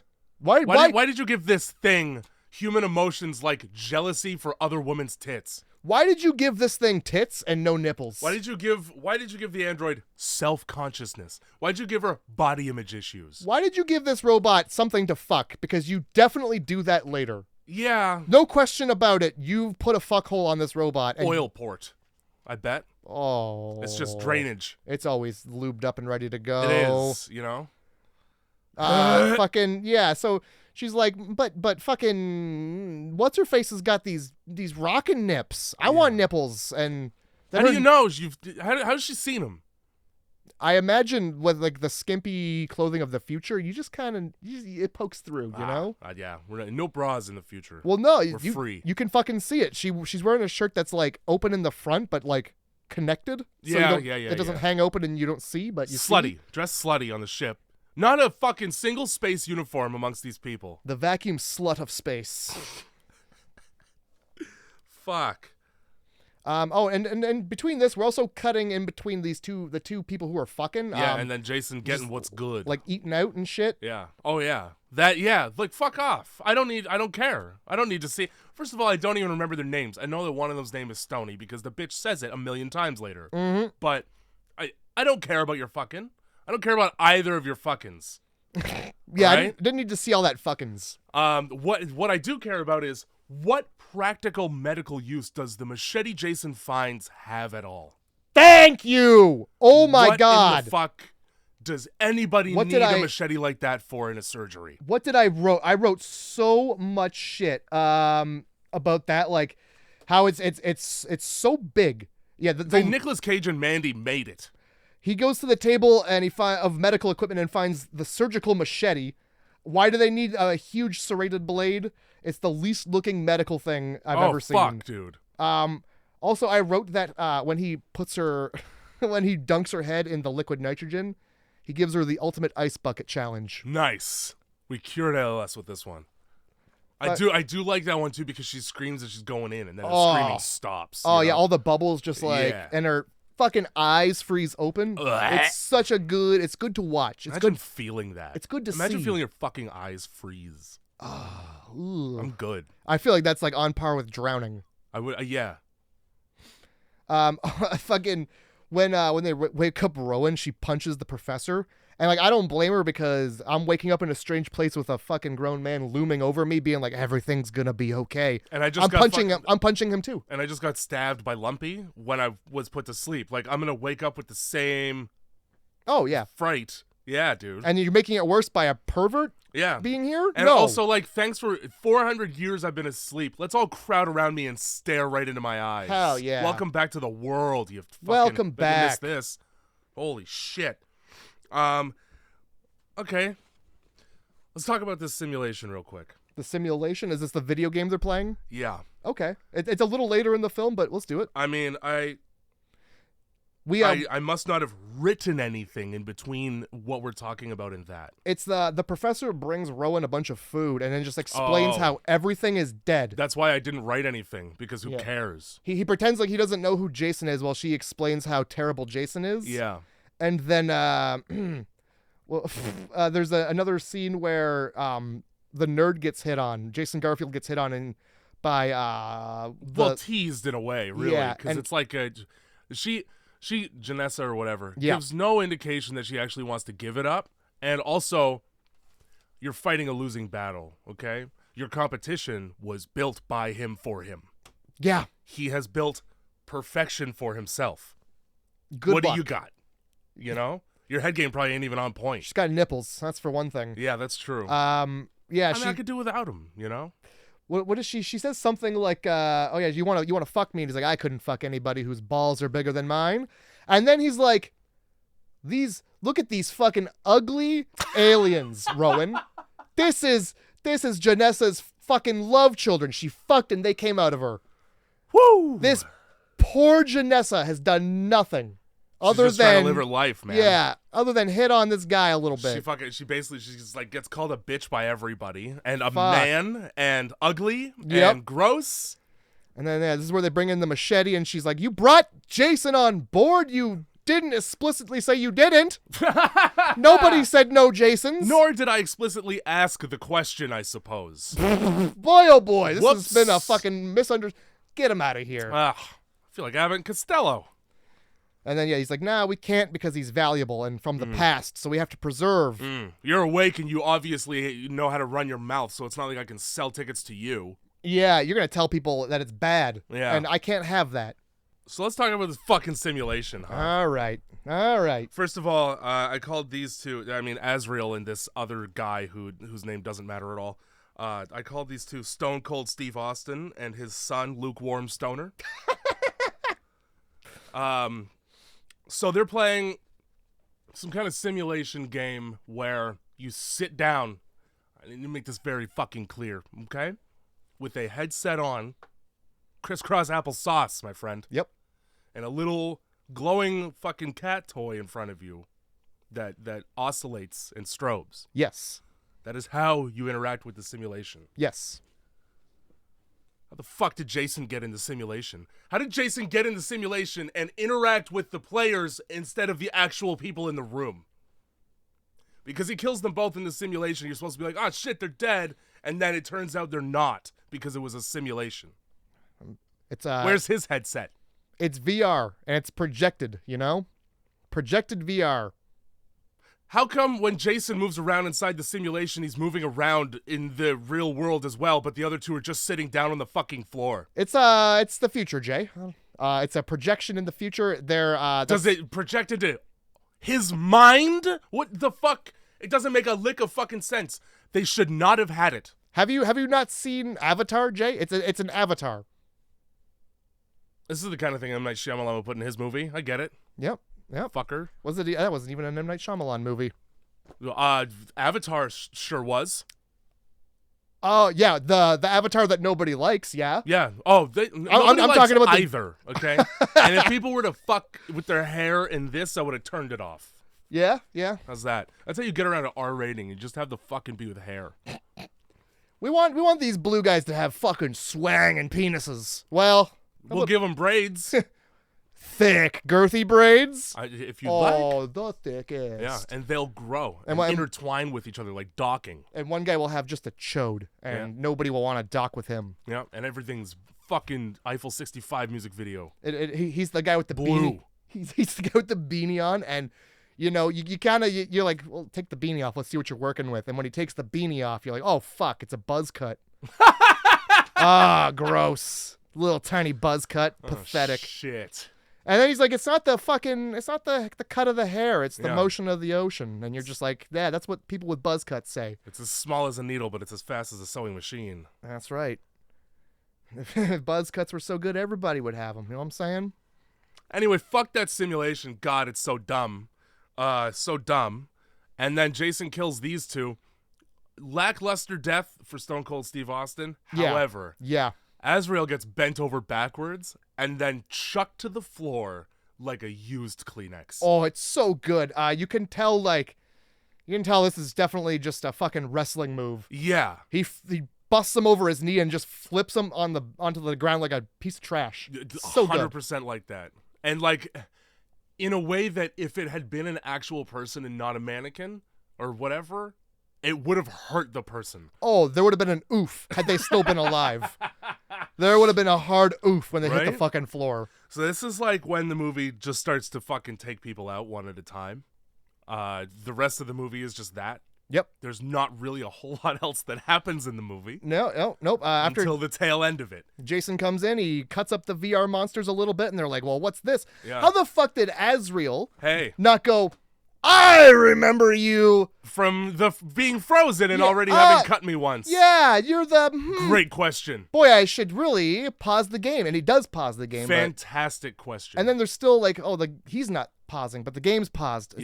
Something's just not, I don't That's right. And then for that reason, he gets fucking split. Yep. He gets his fucking back cracked the long way. I like that even though you pause the game, you still have to say game over. That's cool and fun. Well, Jay, would you rather bring up a fucking menu and have to fumble with your controller to fucking hit the exit button? And then when it goes, are you sure you really want to close the game? Are you sure? And you're like, yeah, I'm fucking sure, game. It's just Gladys. Are you sure? I hit these buttons by mistake. Yeah, I'm fucking sure. Fuckers. Military. So this is, and then we find out, so the whole fucking ship finds out that Jason's alive and well, and he's killing. After the professor had explicitly said 1,000 times, we're safe. A minute ago, we're so fucking safe. They had gone into the room where Jason was, and they just found a headless, frozen corpse. Right. Oh my god. And they just cut straight to body bagging it. Like that's it. So she's like, Rowan's like, we're not safe, and he's like, no, we're safe. He's just in the next room, and she's like, oh, if we're so safe, let's go have a look at how safe we are. Yeah, and fucking the professor's zipping it up, and he all but says, like, whoops. My bad. Well. Overwhelmed. He's not even the least bit concerned with how he's going to explain that to parents. This is a class field trip still. Oh, yeah. So, someone's dead. Oh, you signed the fucking book of forms. Yeah. There's a death. There's an NDA in there, too. You must have not read the page all about having your head dipped in liquid nitrogen and smashed upon a table. Mm-hmm. It's a real danger in space. It was under hazards.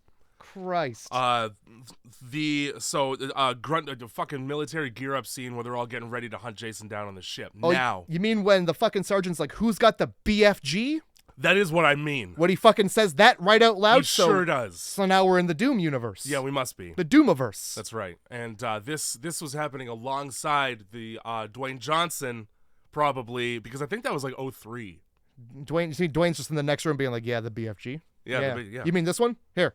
And they just... You could have it. Yeah, like I'm done filming with it in my movie. Yeah. Which probably sucked. I've never seen it. It's pretty fun.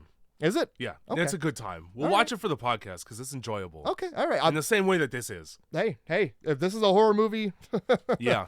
Look, this movie is hilarious. And hilarious is what it is. It's so good. Right here, fucking Brodsky is the sergeant's name. Is the Tony Todd name. And he's the fucking Persian in 300. I don't know. Maybe. Or not the Persian. No, he's the messenger guy that gets kicked into the pit, right? Is he? I think so. Okay, I'm that's like 99% sure he is. That's hilarious. I've only seen that movie one time, and he's the guy who gets This Is Spartan. That would be hilarious if it was. I don't know. I haven't seen that movie more than once, and it's been since it came out. So great time, great movie. I mean, all you need to know is, this is Sparta. The rest of the film, who knows? Gerard Butler. So him and Professor Lowe have this conversation where Professor Lowe is like, "Look, I'll give you $500,000 if you capture him alive." Yeah, he bribes him into it. And then he goes, "Yep, okay." And then he goes through a door and goes, "Let's blow this thing to hell." Oh yeah. But he must have been on the team that caught Osama bin Laden, because he knows exactly if you tap him in the leg a couple times, it'll look like we tried. Yeah, I think they all get really disappointed. He's like, all right, I've made a promise that we are going to bring him back alive. And like, oh, fuck, I was looking to commit a murder today in space. As a Marine, you know I love. My favorite thing to do. Is operate machinery and guns. Being a Marine. You know how Marines are, always on boats and never in space with guns. But that's Marines. We'll talk about that later. Yeah, they're all like, damn it. And he's like, I thought he said just like bring back a piece of the leg and we'll say we tried. No, I shoot him a couple. I think it's like hit him once in the leg so we could say we tried, yeah. But yeah, he's just fucking blow him to bits. But that was like, that's the whole, if you go into like Iraq war shit, it's always head, then like foot. That way I get to go to George Bush and be like, I gave it a shot. I actually gave it 2. He kept hopping. I don't know what to tell you. Shoot him in the other foot, so what? He can crawl? Right? Yeah, okay, this is a good time. I knew within the first 20 minutes of this movie who was going to last the longest based on who got dialogue and who didn't. Okay, so like there are some characters in here that they're dead soon. You mean all of the Marines? Yes. Because who are they? Because who are any of them except for the sergeant? Well, one of them says, I'm not a babysitter at one point. Yeah. Well, and she can babysit that anchor. I think or does she babysit a hole in her throat? She babysits. Is there 2 girls? There are. Oh my God. I think the babysitter chick is the blonde one, Briggs. Sure. And she gets to babysit on a fucking anchor through her chest. She sure does. Real nicely. Anyway, that's the trick to horror movies is whoever gets the least. It's the opposite of a Walking Dead episode, where on The Walking Dead, whoever gets the most screen time in any episode dies at the end. Whoever gets the least here dies at the beginning. Yeah. Honestly, that's fucking accurate. Perfect example. This fat engineer. Hey, you leave him alone. You leave him alone. This fat fucking engineer named Crutch, because he is one. I thought his name was Crunch. That makes more sense. It sure does. We never get to see what he's tinkering with and like when they turn it just looks like fucking plastic Tupperware on a desk. He's probably tinkering with a sandwich. He's making sure the lettuce is just right. Fucking fucking who am I kidding? There's no lettuce. He's making sure the pastrami is piled. Perfect mustard to sauerkraut ratio on this one.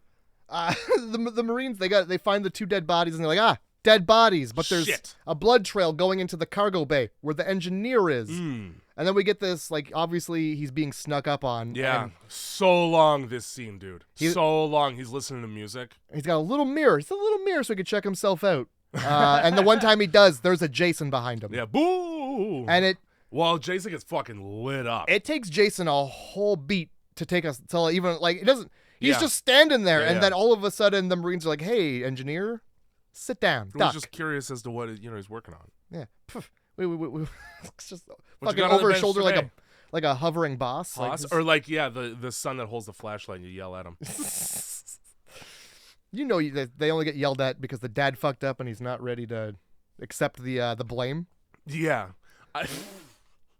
I don't like, and he says it too, but I don't like that these Marines were like, fuck your life's work. They don't even just shoot Jason. They shoot the room. Look, in the chaos and all the smoke and gunfire, Jason disappears and they just keep shooting. Yeah. He's not there and it's clear as day. And like, okay, Crunch gets no explanation as to why people just came in and burst fired what he's been working on since we left Earth. Nope. And he just goes, you fucked up my whole shit, and he just leaves in a huff. Hey man, that's the name of the game right there. This is the part of the film where you get to see actors walk around dark hallways and get got. It takes fucking way too long for half of these people to get them. I like fucking get them. There's like a dude who climbs up onto the up. I don't know. They're just like, what? He's got eyes up there, and he's up on scaffolding. Oh, Condor is his name, right? Like a California condor, and he always goes up. That's why we call him that. He's the one that goes up. Nah, man, he was called that from birth, and it's just like, well, if that's my name, that's what I gotta do. That's because when he was being born, he went up. That's a problem. And yeah, it is a problem. Normally, you want to go down. C for condor and also section. Honestly, first place for number 1 kill right here for me. Iceface is second. Yeah. So he's up on the scaffolding for no purpose other than to be like, yeah, I don't see him from way up here. Yeah. I don't see him in this big open room way up here. It's weird. I got all this ability to see. No Jasons. Yeah. So it's a big open room. Not like I would have seen him on the floor just as well, but that's good. But he's up there for the sole purpose so that he can be shoved.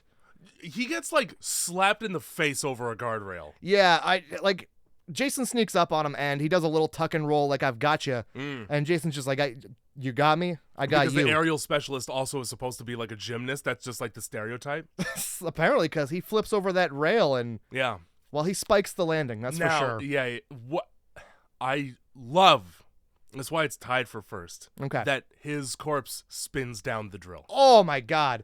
Where have you seen that? Nowhere. You know? They sharpened that drill so good. There was no other option for his body to just spiral down. Fucking Vince Offer shows up with a piece of paper and goes, look, and then splits it in half. Oh, just by dropping it. And then it cuts a shoe. And then it cuts a shoe. You're talking about a fucking, what are those blades called? Cutco. And the reason I know that, okay, I just, for work, we were doing a Christian school. And their kitchen implements were from Cutco. Oh yeah, that's the one that like cuts the penny up too, eh? Yeah, that's the MLM of knives. That's the Avon of knife sales. Yep. Hey man, you want a fucking sharp knife? I'm at your door. Jesus Christ. Hey, I'd like to know the layout of your house and how many knives you own. Would you like some more? I want to make this a game for me. Tell me where you keep your knives. Fuck. Good Lord. I think just after the dude gets spiraled, another guy gets got. He is silently grabbed and dragged away, and then loudly has his neck snapped. That's true. It sounds like somebody walking on macaroni. It's loud and it's also like long. Oh, drawn out. He takes his time with that. He pops every little ligament in the neck. Fucking Briggs finds Condor and says right over the radio, he's screwed. Yeah. Wow. What's his condition? Screwed. Wow. What do you mean? What exactly do you mean? Because you didn't say dead. Yeah, no. Is he just dangling from the side of something? Did he stub his toe? Did he gamble on the house? Bet it all on black? Gamble on the house. You know, no idea how gambling is done.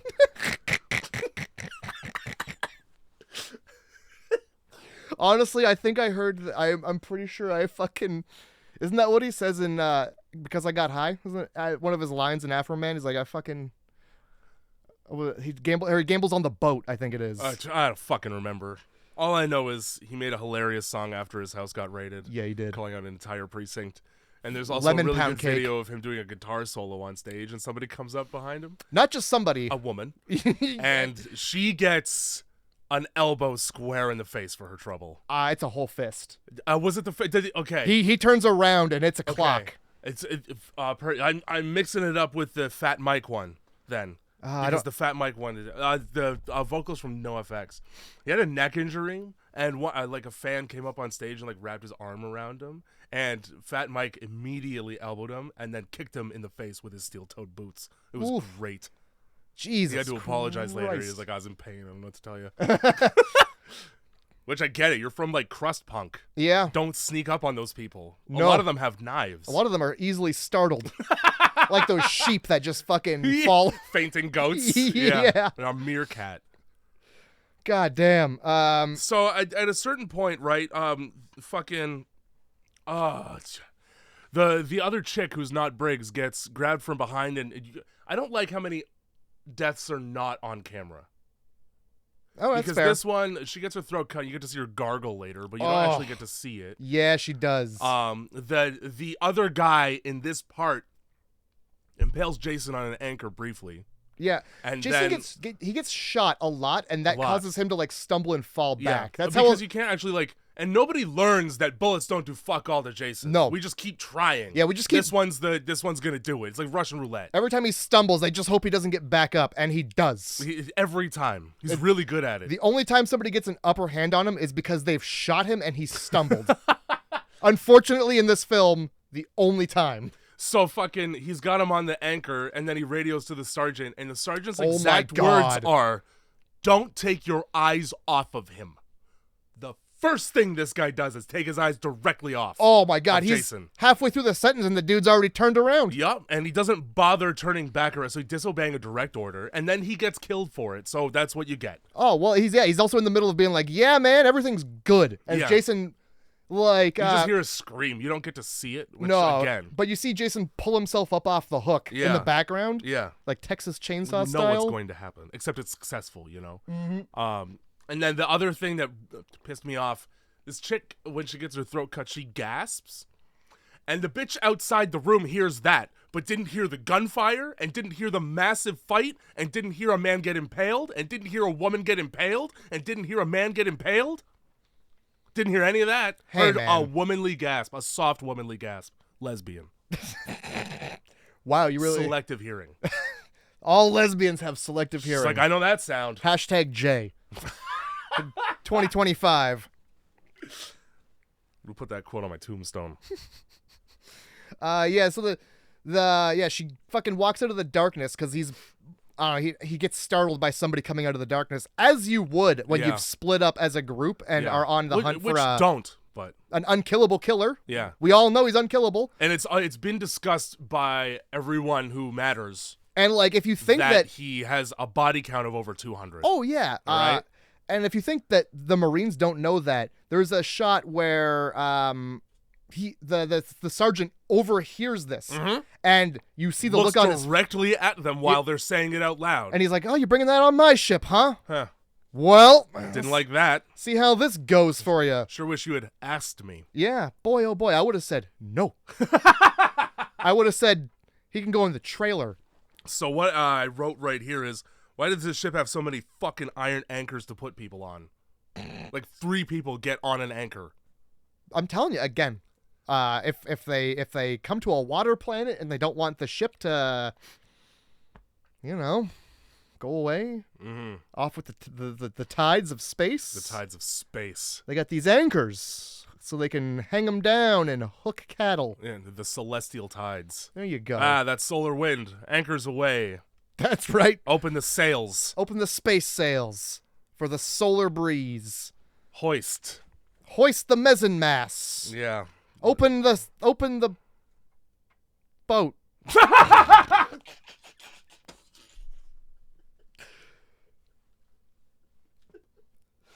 God damn. Boat, dude. Open the fucking boat. Brodsky gets attacked here, and he gets stabbed through the torso. Oh my God, I And love he goes, it. it's going to take a little more than that to kill me. And so he gets stabbed again, and he goes, that ought to do it.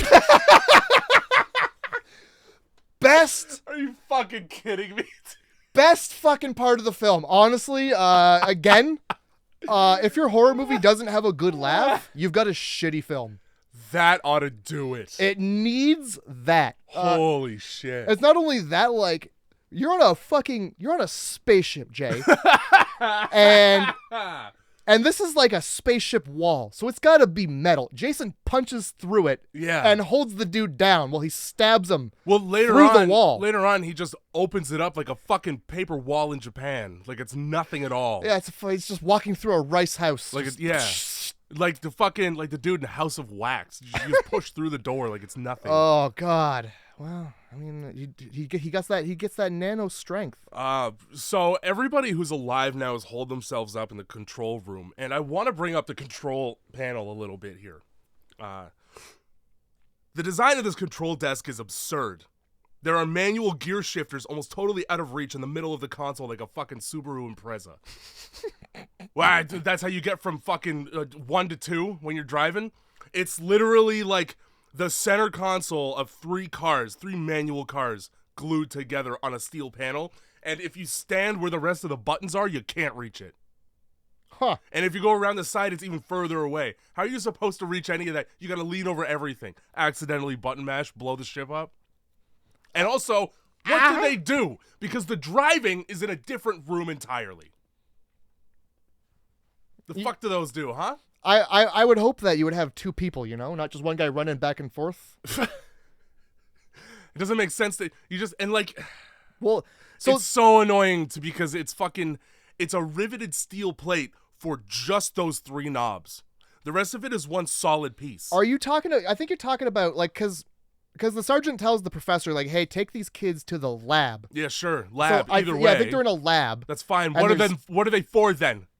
It's the healing machine? They make the studying faster? I guess so. Pop it up into third gear here. I'm about to fucking put my nose in this book. It's a real brainstorm about to take place. Everybody batten down the brain hatches. Holy shit. I'll put it in park. I'm done.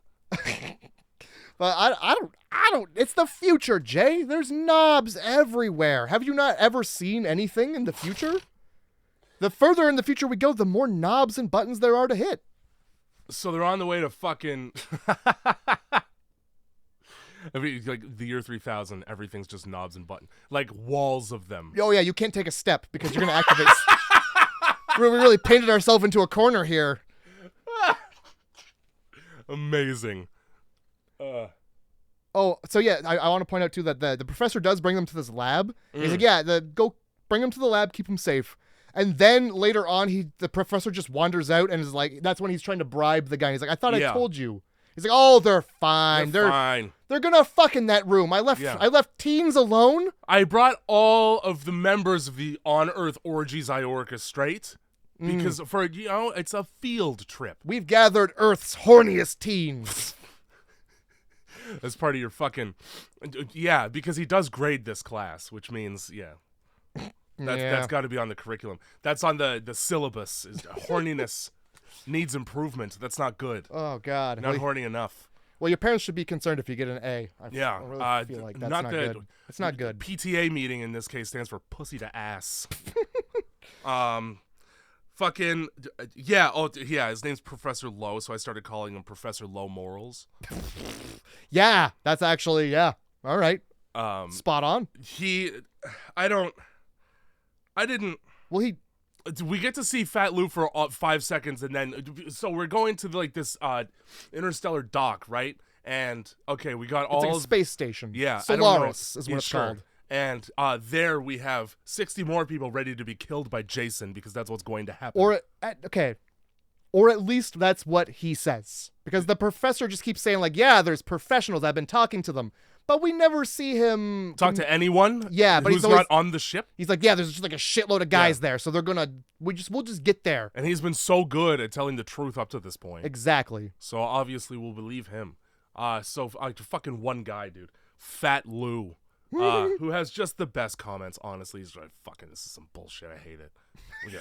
It's a real fuck up here. At one point, he's like, they're going to blame this all on me. I know it. How? You haven't left the fucking cabin. I drove right to the killer and let him, I let him in. That's another one that, given the aftermath and what was going on with his body when other people show up and look at it, I would have liked to have seen this death. This would have been number one. Yeah, instead of just a spray of blood on the monitor, and then somehow he's completely dismembered. He is confetti. He sure is. He went through a shredder, and then they threw him around as, like a celebration. Yeah. Yeah. So one PA is just like with a bunch of fucking random parts from props, and just like chucks them. He goes, all right, shoot it. Just fish guts. Just chum. It's just chum. Fuck. Before that happened, we get... So they're in the lab, and you can hear people being murdered over the radio. Yeah. And then the fucking professor, he tries to pull it like I told them not to do that. I said wait. Yeah. Told you so. Didn't say that. Fuck this guy. The opposite. Lying again. This guy, at the beginning of the movie, he starts off as like a trustworthy guy. You think he's like a great guy. And the further we go, you learn that he's just like a piece of shit. My question, and I'm just realizing this now, where the fuck did Sunaran go? Which one was that? The dude who knew what a hockey mask was. He's he's with the robot lady putting Oh, nipples. okay. The same guy. Okay, Andrew Yeah. Garfield guy. Okay, because he looks like another actor, so I would say they're different in my head. Yeah, Because there's I can never like remember people's fucking names in this fucking movie. one nerdy guy, and yeah, it's the Andrew Yeah. Garfield guy. Okay. So yeah, we get a knock at the door, and it's the engineer being like, "What's going on? I only saw a murderer get murdered." Yeah, and then disappear. Really could have put those puzzle pieces together yourself, but nah. You're gonna come in like you saw nothing. And then Were your eyes closed up until now? pretty much. Fuck. They had to have been. So yeah, the driver gets shredded, and we're approaching a space station. The best time for a driver to be ripped into pieces. And like in my head, right as I'm watching, I'm like, they crash into it, right? Oh. But I had the thought that was like, okay, it's just gonna naturally dock because I thought the movie was ending. No, Nah. It blows right through an atrium. What this ship does really is kill everyone on the space station. Really good space Everybody station. on the space station dies. You know what I like about my space stations is having a great big glass dome that a ship can plow through. That's two places glass domes should always be: outer space and underwater. Oh my God, there's like, it's like, where are you gonna put them in Epcot Center? I want to see what's out there. You get it under the fucking water. Get it under the water where all the pressure is, and that's where they keep all the pressure. Yeah, get me in there so I can see a fucking fish in its natural habitat and totally disrupt the ecosystem. I want to be in a dome. So yeah, domes never go well for people, dude. And then this ask dome. fucking Pauly Shore. Oh, that's right. Stephen King. Oh, that's right. You never want to be in a dome. That I think the Simpsons movie I think was just that too. Fucking what's the Sorry? Sorry, yeah, you got to pop the popper. Yeah, that's Hop one. over your friends. Really disrespectful fucking game. I love that game. The built-in mechanic is like, hey, fuck you right to your face, and because you literally say sorry when you fuck someone in that game. Oh yeah. And you have to say it like, I'm not. Oh, and you never are. Sorry. Sorry, I guess you're a fucking garbage person. Sorry, little Timmy, you lose again. Back to the fucking basement. No dinner till you win. Sorry, I guess you're shit. Yeah. Great game. Holy shit. Wonderful time for domes, really. And great time. domes in general. Jason starts coming in. He wants to anyway. And so everybody leaves, except for the professor, who stays behind to negotiate. Yes. With Jason, the most level-headed, obviously, person on the ship. Oh boy. Given his behavior up to this point. Yeah. If there's one thing he'll listen to, okay? It's reason. That's right. It's reasonable words from a gentleman. So I'll provide you with your weapon of choice. Oh, hey guys, yeah. it's all good. He just wanted his machete back. Hey, even if that were true, for what? You really think that he's murdered everybody on this with a similar machete because he wants this machete? I feel like he doesn't care about which machete it is. No. He just needs... All I care about is that it is one. Yeah, you just happen to be in between him and this machete. Yeah. Which is, he just wants to switch it up. He likes a little variety in his life. And he can't be hanging out with the same flavor all day. Exactly. Given what he's been doing with this machete, I feel like you, again, probably don't give him this one. Because, like... That's what I'm saying. Yeah. Like, you think he's It's gonna... not a good thing that you did that. Yeah. Like, he's gonna murder you, and then this one's a little rusty, so if you... It's Even tetanus, if too. you do live, yeah. Your Lockjaw, man. Your severed head's gonna have lockjaw. Dude, lockjaw and spit. Just a fucking permanent grin. Fuck. Nah, dog. I'm telling you, I'm not giving him that machete. I'm gonna be like, nah, you already got one, sir. That's right. And it's better. Yeah. And why did we have it in the operation room? So many questions that you've answered by taking it away. Well, that's when you need to do like a precision cut from across the room, you know? Yeah. A precision cut in half. Yeah. When you really want to swing that precision blade as hard as you can, Holy fuck. you go for the precision scalpel. All right, I'm entering the central nervous system. I have another. Here's another great question. Why does it have a serrated end? The tip of it's serrated. At what point during a surgery have you ever been like, let's tear the flesh? Let's make it unstitchable. let's really fuck this up for a second. Yeah. Might as well just use a Jesus. cookie cutter. What are you doing to yourself? They find a fucking BFG and Rowan grabs it because with her military training, she knows automatically how to operate a weapon from 400 years in the future. It's like riding a bike. That they don't even have anymore. Yeah. What's a fucking bike? Are you serious? Like, what? How are you guys getting around? That's the great... You're just driving? You're driving everywhere? Really? No wonder Earth 1 died. Everybody's driving? At one point, they're just like, fuck this pedaling bullshit. I'm over only having 2 wheels. Sick of it. Everybody else out here's got 4? And a motor? Damn. And a much larger bell. And by larger, I mean louder. Oh, yeah. That's a bell that commands respect. You get out of the way or you get flattened. Oh, shit. Fucking Andrew Garfield decides, well, now's a good time to fuck my robot. She's assessing the fucking statistical probability of surviving, and she's like, it's 12. And then he kisses her, and she goes, now it's 53. Are you sure surviving is what you're analyzing the stats of, and not wetness? Well, here's the issue is that distance to full mast for Andrew Garfield. We're at 53% now. And then Do you think we could get a full 100? Yeah, they go for it. Give me that tongue. Oh my God. We'll get to 100, all right. You gonna fill me full of it? Let me tell you something right now. When she comes back and he goes, I gave her an upload. Yeah, you did. She's processing my load right now. Up. At one point, Rowan's like, can you beam us off? And people are like, what are you talking about? That's a fucking valid question from the 20th century. Are you kidding me? You don't think in 400 years Star Trek is going to be still popping? No, I mean, that's what I'm saying. Like, obviously they don't fucking know. It can't be. At some point they're like, holy shit. This isn't, like, Star Trek isn't fun anymore because this is life. Yeah. You know? We're better than that. That it's like watching Little House on the Prairie now. Yeah. Anna Green Gables. I'm good. Yeah, what do you mean beam us off? We have better things than that. Clearly they don't. That would have been my first thing. I'd be like, all right, yeah.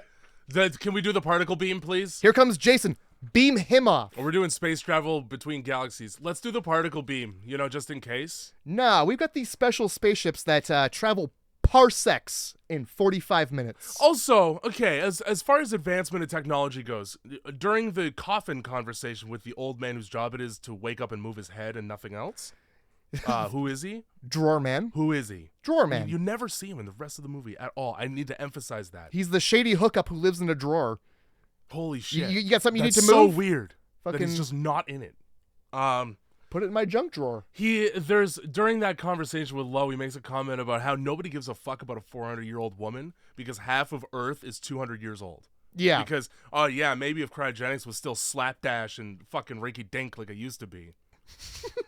We're in 2455. You've just wrapped your head around fucking reliable cryogenics? Earth is fucked. You know what? That's... How about this? We have Google Glass now. Just let old people die. Also that. Why? Saving them for what? You didn't say anything about de-aging. So yeah. It's like, okay, you got 200-year-old people and they're just gross. So I can wake up 400 years from now and what? Die in 10 years anyway. Yeah. Thanks. Great. The Earth only gets more populated because nobody... Did you fix the mortality rate? And you wonder why you had to make a second one, you know? Yeah, exactly. The decisions that you guys have made as a culture at this point are just horrid. There just simply wasn't enough space to grow enough corn for the planet.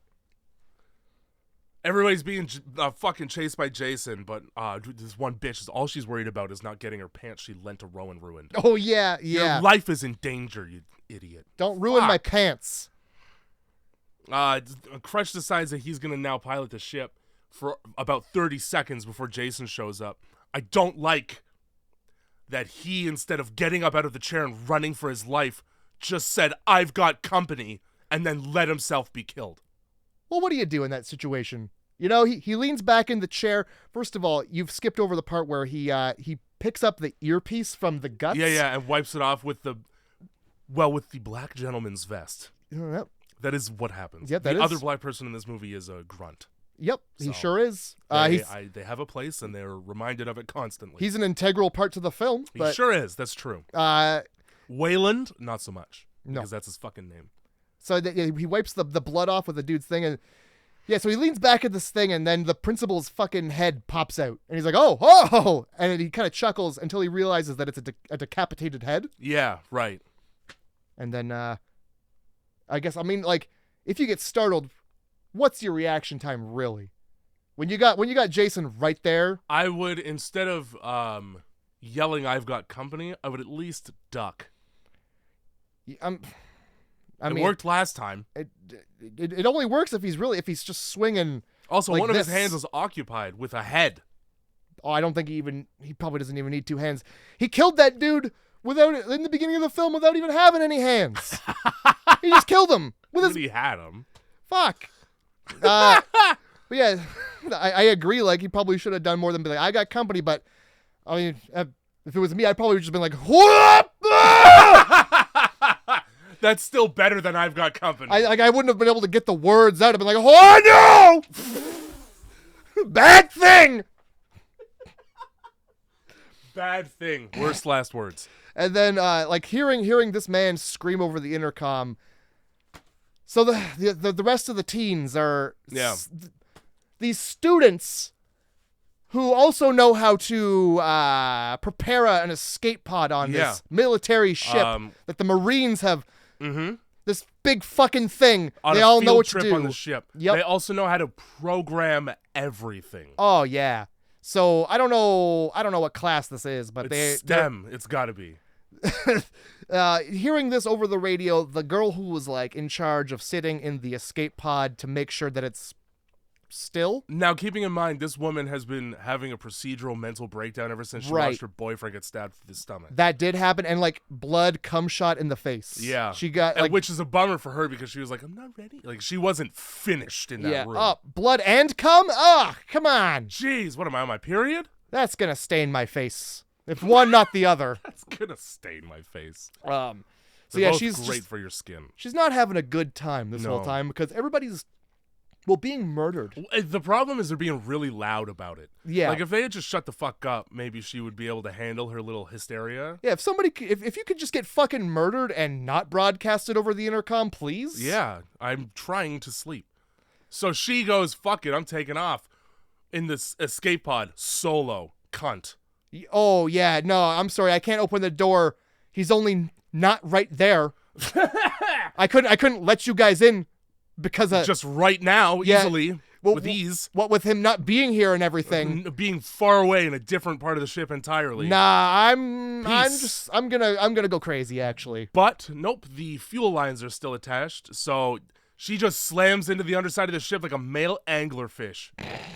Yup. And then she's just dead in there. She's just testicles in the bottom of a female fish. This ship, okay, is made out of fucking adamantium because it slammed through a space station and it also got slammed by the escape pod and everything's just fine. That's not true. Yeah, some of the interior mechanicals are fucked up. Half that. So it's two ships that are connected by walkways. Half that ship is fucked. So their whole thing is like, we got to get out of here because slamming through that space station fucked up half the ship. And this is when they come up with the plan with no evidence of damage whatsoever on the inside of the ship at any point during this film. There's film. Sparks, Jay. Oh, some sparks. There's sparks. Yeah. How else is damage portrayed on the inside of a spaceship? Because when a 30-ton object collides with a 300-ton object, there's some sparks. There's some friction. Couple sparks. Yeah. So yeah, this is when they come up with the idea, like, why don't we just blow up the walkways and fuck that part of the ship, you know? Fuck it. Fuck it. Who cares? I mean, yeah, it's derelict, whatever. And keep like Jason on that side though. Definitely keep Jason on that side. That's we want to make sure that he's over there. Mm-hmm. And I think at some point, even like Rescue is like, "Hey guys, we got your distress signal here. You know, in the fucking wide open vastness of space, we've pinpointed you. We're on the way. One singular distress. We're parsecs away. That's a unit of time. Is not it measure? Is it a real unit of time, or is it Star Wars talk? Because I say it in Star Wars. I believe it is a real word, although do not quote me on that. Okay. The reason I believe it's a real word is because the real word is a unit of measure and not time. That's fair. Star Wars fucked it up. Well, according to this movie, 1 parsec is 10 minutes because they're 4 parsecs out and it's going to take 40 minutes to get there. Yeah, and it turns out you shave 10 off of that or we're dead. Yeah, we don't have 40. We only got 30. Things are leaking inexplicably. A lot of scientific language in this movie that's actually, nothing at all. Just nothing at all. Just nothing. So you hear people say the words with their mouths and then you go, yeah, I'm sure that's true. That sounds like future any space sense. jargon to me. Yep. Absolutely. Yeah. It sure sounds like some science words put together into a sentence. I think at this point, Jason's knocking on the door again, and there's just like this long drawn out thing where they're trying to figure out if he's on the other side of this door. The door that he's breaking down actively with his fist. He's thudding on it, and then it goes quiet. And they're like, oh, is he out there? Nah. He's climbing through the window, snatching your people up, trying to kill them. So hide your kids. Yeah. And hide your wife. Literally hide them. Hide everybody. So the android Jason fight, I mean, there's not much to say about it. It's a fight between Jason and a thing that can't be killed.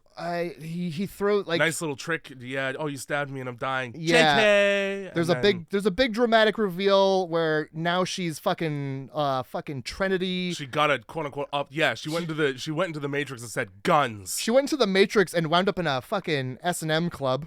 Comes out leather clad. I don't know why she just wasn't wearing that the whole time. Yeah.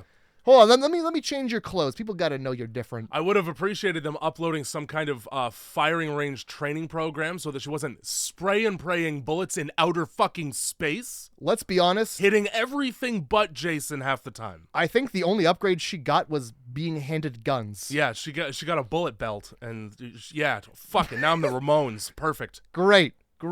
Guns with no knowledge. Not even the bullets she's using. Because those bullets make the same sound energy guns do. Pew, pew, pew, pew, pew. Yeah. Just have that little addition. So yeah, Jason, there's like a big reveal, and it's supposed to be like, oh my god, she's here to save the day. And all he does is just chuck his machete right into her. Yeah. And she falls, and there's a big old trick where he goes to get the machete, and that's when her guns are so powerful that shooting him sends him to another room. And also blows holes through parts of the ship. I love that. In the way that she blew an entire door out and then kicked him through it. Yeah, she fucking cut a Looney Tunes style. Blow holes through the fucking other parts of the ship, like out into outer space, creating vacuums. Kind of like the blood from Alien. Like, when does it stop? Yeah, you fuck. But she Looney Tunes a hole in the wall, fucking kicks him through it, and like this whole thing is her just blasting him, and he's stumbling backwards more and more and more and more and more. Yeah. Toward the nanobot table. You know, the one that regenerates body parts. The one thing if you were trying to kill somebody, you wouldn't place them on it. 2 issues with this. Number 1, everybody saw that fucking guy land on that thing, and everybody knows what it does. That's number 1. Number 2, he's not even all the way on it. No, he's not. His upper torso is like bare. It's resting upright on it, and he's got no head. He fucking breaks it off the wall. So these fucking nanobots, it's just the Wild West. Yeah. They just do whatever the fuck they want. Well, not enough head? Let's make some out of the floor. We'll make some head out of floor. This floor here is perfect. That's exactly, So you see the machine go like, hey, there's not enough guy here. Yeah. Abort? Also, go fuck yourself. You're going to tell me that an electrical malfunction turned the machine on and went, fix that. Nah, here's what happened. There's like 2 sparks and the fucking computer lights up. Initiate sequence. All right. Fuck you. No. Listen, hear me out. Pull a wire out of your computer and tell me if it makes a better computer. Hear me out. The magic. Yeah, because that's what it is. The supernatural magic that is Jason. Right. Controls nanobots in the future. Well, here's the thing. Like, we've seen him go to hell. Mm-hmm. In that movie, he is able to come up out of his body and possess other people. Perfect. It's like a Halloween 3 where it's like the lampshade's haunted. Demon magic turned the computer on. That's all I'm saying. Demon magic. But yeah, the nanobots are like, there's not enough Jason here. So the machine's like, well, that's not good. So let's not. And it's like, abort? And Jason says, no abortion. No. Jason's pro-life. Of course he is. Yeah. That's the only reason he's still alive. Exactly. Fucking. So it's just like, all right then. Fine. If there's not enough Jason. Yeah. Give me some floor. And you see the nanobots just kind of like tables. Scratch their heads and just kind of. They got to think real hard. Spread out, guys. We got to find guts all over the wall here. Not glossing over the fact that if nanobots have replication technology that doesn't only use organic matter, they'd be perfectly capable of replicating themselves, and that's where gray goo comes from. It's the singularity, and that's what that is. That's just what that is, and it doesn't happen for some reason. Well, I mean, we're only at 2,400 and whatever. The future, future's still anybody's apple. When the fuck here. does Her take place? Like 2010? I don't. Well, that's a different thing. That's just a guy with a hair lip. Listen, that movie's fantastic. Spike Jonze. Hair lip. Directed that movie. Hair lip. Spike Jonze. Walking Phoenix. Famously known for riding a Segway in a fat suit into a sign and then saying he's going to butt fuck another man. Yeah, I'm not going to watch that movie. What, Her or Jackass? Was he in Jackass? He made Jackass. It's Spike Jonze. Oh, I thought you were talking Walking Phoenix. I'm like, I don't remember him. I know Brad Pitt was there. First of all. I thought you were talking about the Joker. I was like, maybe in that fucking movie that happens. Sure, I'm not watching it. When he gets chased down the alleyway in Joker, he's running Phoenix. Ha! That's great. Yeah. His brother's dead. He overdosed. His brother or his dad? Nah, his brother. Okay. His brother was in. I can never remember if it was brother or dad. River, I know. River Phoenix. Yeah. R.I.P. Which, I mean, River Phoenix sounds like a place. It sure does. To sail the River Phoenix. So does Joaquin. Sounds like. Well, you're going to one. You're not quite there yet. You're Joaquin. Ah, gotcha. You know? You're Joaquin to the river. Yeah, Phoenix. And then you got fucking Weezer with Rivers, and also his brother Leaves. Yeah, isn't Leaf also the name of the Our Lady Peace guy? Not Leaf, Leaves. Because they named him that. They named brothers.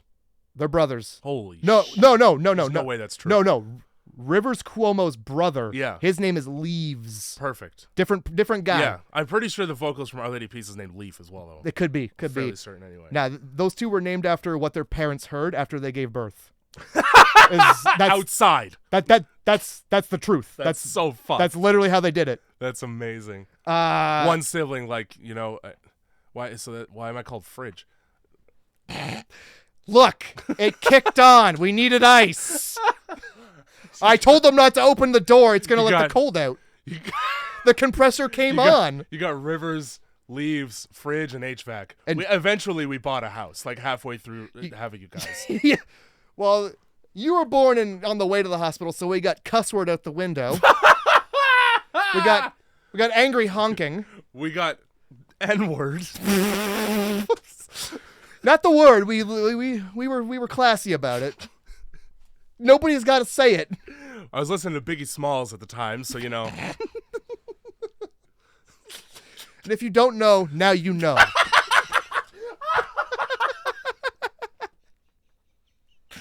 And that's the story. Oh my God. Christ. Oh, fuck.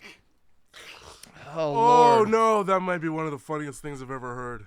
Perfect. Holy shit. That's it right there. That's the one. We can end the podcast now. Great. Oh, my fucking God. No more. That was perfect. Oh. Yes. So during this fight anyway, fucking KM gets her head severed, right? And Andrew Garfield's like, well, I better keep the best part of it. Oh, yeah, I gotta keep the part I like using the most. I didn't work so hard on those lips. Yeah. Fuck. Oh, yeah, so there's a big scene, Jason's getting put back together. Yeah, why did nanobots make the machete cooler? Because. So the machete was inside of him, too. So I'm wondering if they're just if they like pulled it out and they were like, well, this is part of him. So they are capable of separating inorganic matter from organic matter, so you didn't need to get Rowan naked. Did you? I think we did. We did not need to do that. So we could see a little top boob when she sits up, because that's all you see. That's all you need. Worth it. Just a little hair of the dog. And like just a little snake venom. She's like she's like fingering her over the fucking Hey. pants while she's cutting it too. Like, Hey, good God. look, you telling me Sean Cunningham doesn't give the people what they want? He gives the people exactly what they want. Sean Cunningham. Or Sean Sheen Cunningham. Sheen Cunningham, however you want to pronounce it. It's definitely Yeah. it's spelt the way I hate. Scene. The way where it's a crapshoot. The way where you wait for somebody to introduce you to the Yeah, to by the Sheen way, or Scene or we can't wear Sean John anymore. No. That's over. I can tell you, I couldn't afford it to begin with. Mm. And That's fair. Is it Sean John or is it Sheen or is it Scene or Well, it's Scene Sean Jean? Combs. Ween Bean? Fucking who knows? Ween Bean. Anyway, so during this guy getting put back together, we're getting shots of them like where they have these bombs. They're putting charges on the walkways so they could blow them. And it's just like any great spaceship is two spaceships connected by two walkways. That's like Yeah, that's it. fucking number one design is you want two things that are really heavy connected by several flimsy Yeah. walkways. Rubber bands, basically. Yeah, exactly. Because So like it is padded on the inside. Like, what is that? that's in case Why are things padded in outer space? Honestly, they you're weightless. You're not hitting anything hard. in case they stop too quickly. Oh shit! Oh no! And then just you hit the wall, man. Here's why I'm mad. Okay? Why are you mad? They blow those charges, right? Yep. And now Jason is in space. So Jason fucking he steps out and they reveal him and then they all run except for the dude with the charges. They leave him. Yeah, they do. Well, he gets thrown against two walls, and that's right. too much. That's right. That's too much for him. So he's like, you know what? All right. There's a movie called The Substitute. It has Luis Guzman in it. Oh god, that's a dangerous game right there. And Does he pull his dick out? it's about no. Rare. It's a rare film. How did they get that script made without him being like it has to come out? That's in his rider. I got to pull my dick out. He sounds barely Mexican. I was so racist. He's not even Mexican. He's Puerto Rican. That's the same thing. It's all the same in the dark. So it's about a mercenary that's a substitute that goes to impoverished gang school, sort of like Half Nelson, or that how do I reach these kids shit. And to cover for his girlfriend who was attacked by a gang member, and he uncovers like drugs and shit. Ernie Hudson's in it. Oh, great. And so he brings his mercs in to solve the drug problem in the school. Okay. And Luis Guzman gets shot, and so he's gonna die. So he plays dead to bring somebody closer to him, and he pulls out a grenade, and then he grabs them and pulls the pin, and he goes, boom. And that's the best last word. That's fucking great. That's the best last thing anybody has ever said. Oh my god. I wish Waylander just said that instead of whatever the fuck his dumb mouth says. Does he say anything? I don't remember. I don't think says he- some fucking. I think he he goes just puts- hey, and then he just hits the button. Yeah. Boom, though. Let me tell you, right in your face, and then you know it's over. That's probably the only thing he got out before it happened. I mean, I haven't seen it. Yeah. That'd be a fucking badass way to go out. Fuck me. So everybody is on the other side where they're gonna meet up with the fucking, because somehow this guy who's coming in knows which ship they're on. He just knows it naturally. Yeah, He doesn't go to the one that they blew away from. that's right. And Jason, well, I guess when you're Jason, you don't freeze in the absolute zero vacuum of space. Nah, you just keep because- coming. Yeah, well, he does, right through the wall. Oh, good lord. And I believe it's Janessa. I don't... Yeah, it is. It is. He You know what Delta P is? I do. Do the people at home? Okay, Delta P is this pressurization concept with deep sea welding, where if there is a pipeline and it's at the bottom of the ocean, there's a perforation in it. If you get too close to it, and you can look this up on YouTube because it's a great video of It a happens. crab. Yeah, it happens to crabs a lot. You will be sucked into that in the form of goo because of how different the pressure is between those two things. And For this, it's the same reason that you can't put, because I deal with this, shut-off valves on the temperature and pressure blow-off of a hot water tank, because you have now created a bomb. Neat. Okay. Anyway, that's what happens to Janelle. And what is she? She's trying to crawl. I'm already pissed Because the second there's a hole in the side of the ship, everything is coming out of the ship. Nah, you can fight the vacuum of space. No, you it's fucking can't. It's a little bitch. You sure as fuck can't. You sure in can. a human conga line of hand holding, like Red fucking Rover, and I'm holding onto one bar with my black muscly arm. They picked the most muscular guy to have in this scene. Wait, he gets stabbed, like they fix him on the table too. They sure, yeah. And It's the he comes out even more ripped than he was before. It's somehow. the sergeant. Yeah, they find him, and they they fix him up. But like she's holding onto the grate, and the grate gets pulled up and it covers the hole, but that's not actually covering anything. And she manages to say, "This sucks on so many levels." Come on, dude. Yeah, like literally. It does. And then she gets Delta P'd through the hole, and all you see is meat. Yeah, it's important to know with that is it doesn't matter the size of the hole. No, it could be a pin. Yeah, when Jay says like you get sucked in as goo, you become goo. Whether or not your body likes it, you're coming out the other side of the hole. Yeah. So what we like it's funny because you see her get sucked, and then like I think we watch them watch it happen, and then you just see meat pulled through a grate, and it's like jingling. Yeah. However, all of the oxygen would have been removed from that room before anything else. All of it. Because there's none in space, and there's tons in there. That's how that works. And you get that little fucking stupid CGI white shit that's like moving through the air like that's supposed to be the air. Well, when the air moves super, like if you've seen a jet break the sound barrier, there's little wisps. There's wisps. Now, so they procedurally go through airlocks to distance themselves from the one room that has the pressure issue, and Jason comes in. Jason walks through the wall. And that's fine, because once there's no more oxygen in the room, I mean, if repressure, like, the pressure is the same, so he could have done that. My problem is, every time he walks through a wall or a door, it would happen again, and he'd be sucked out into space again. Over and over. It really pisses me off, I'll tell you that. Oh, yeah. Annoying. One step forward, 500 miles back. You know? Oh, here he comes again. Shit. He's coming back. So they just ignore that. The movie just ignores that science. That's okay, because it's a good movie. So Andrew Garfield hooks up the severed head to the computer and puts him in a fucking simulator. How? How is he in the simulation? How can he see out of the simulation? Because he's Jason. The simulation was dumb. It's a fucking stupid thing in the movie. First of all, don't have it. Don't have it if you don't know what you're doing. The simulation is so good. Fuck. They've got it set up so that through the window is where they are, and he like looks through the window of the cabin and he sees them. It's a doorway. Hey. So why does the simulation end just at the doorway? Because maybe it's only in that room. Jake, how do any of them know how to program this? How does the android even know? Because it's an AI, Jay. It's the AI. Future. And that, Chat GPT get that right the first time. All right, Gronk or whatever the fuck it's called. I refuse to know. Start fuck simulator. Fuck and X. it's fucking, bad. It's just Will Smith eating spaghetti. So, they simulate Camp Crystal Lake in the 1980s. Yeah, why wouldn't you close the fucking door so he can't see you by looking? Because they simulated Camp Crystal Lake in the 1980s instead. Two smoking hot babes that are enticing you with all of Satan's temptations right here. Hey, how about let's get drunk and high and fuck? How about? And Jason goes, well, those are my 3 least favorite things.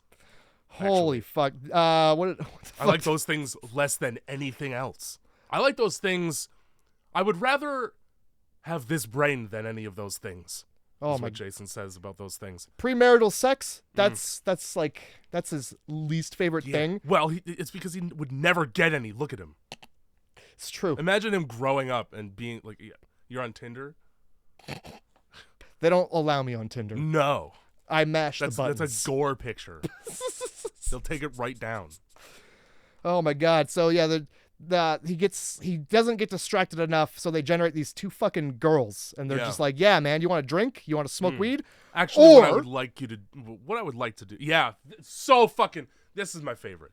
It's that ought to do it, or have some premarital sex. We love to have premarital sex. Now, if the sex is postmarital, Fuck it. Count us out. No thanks. We like the thrill of no wedding rings in sight, you know? Yeah, I want it. Yeah, till death do us part. How about until I pull out? Premarital sex, we fucking love it.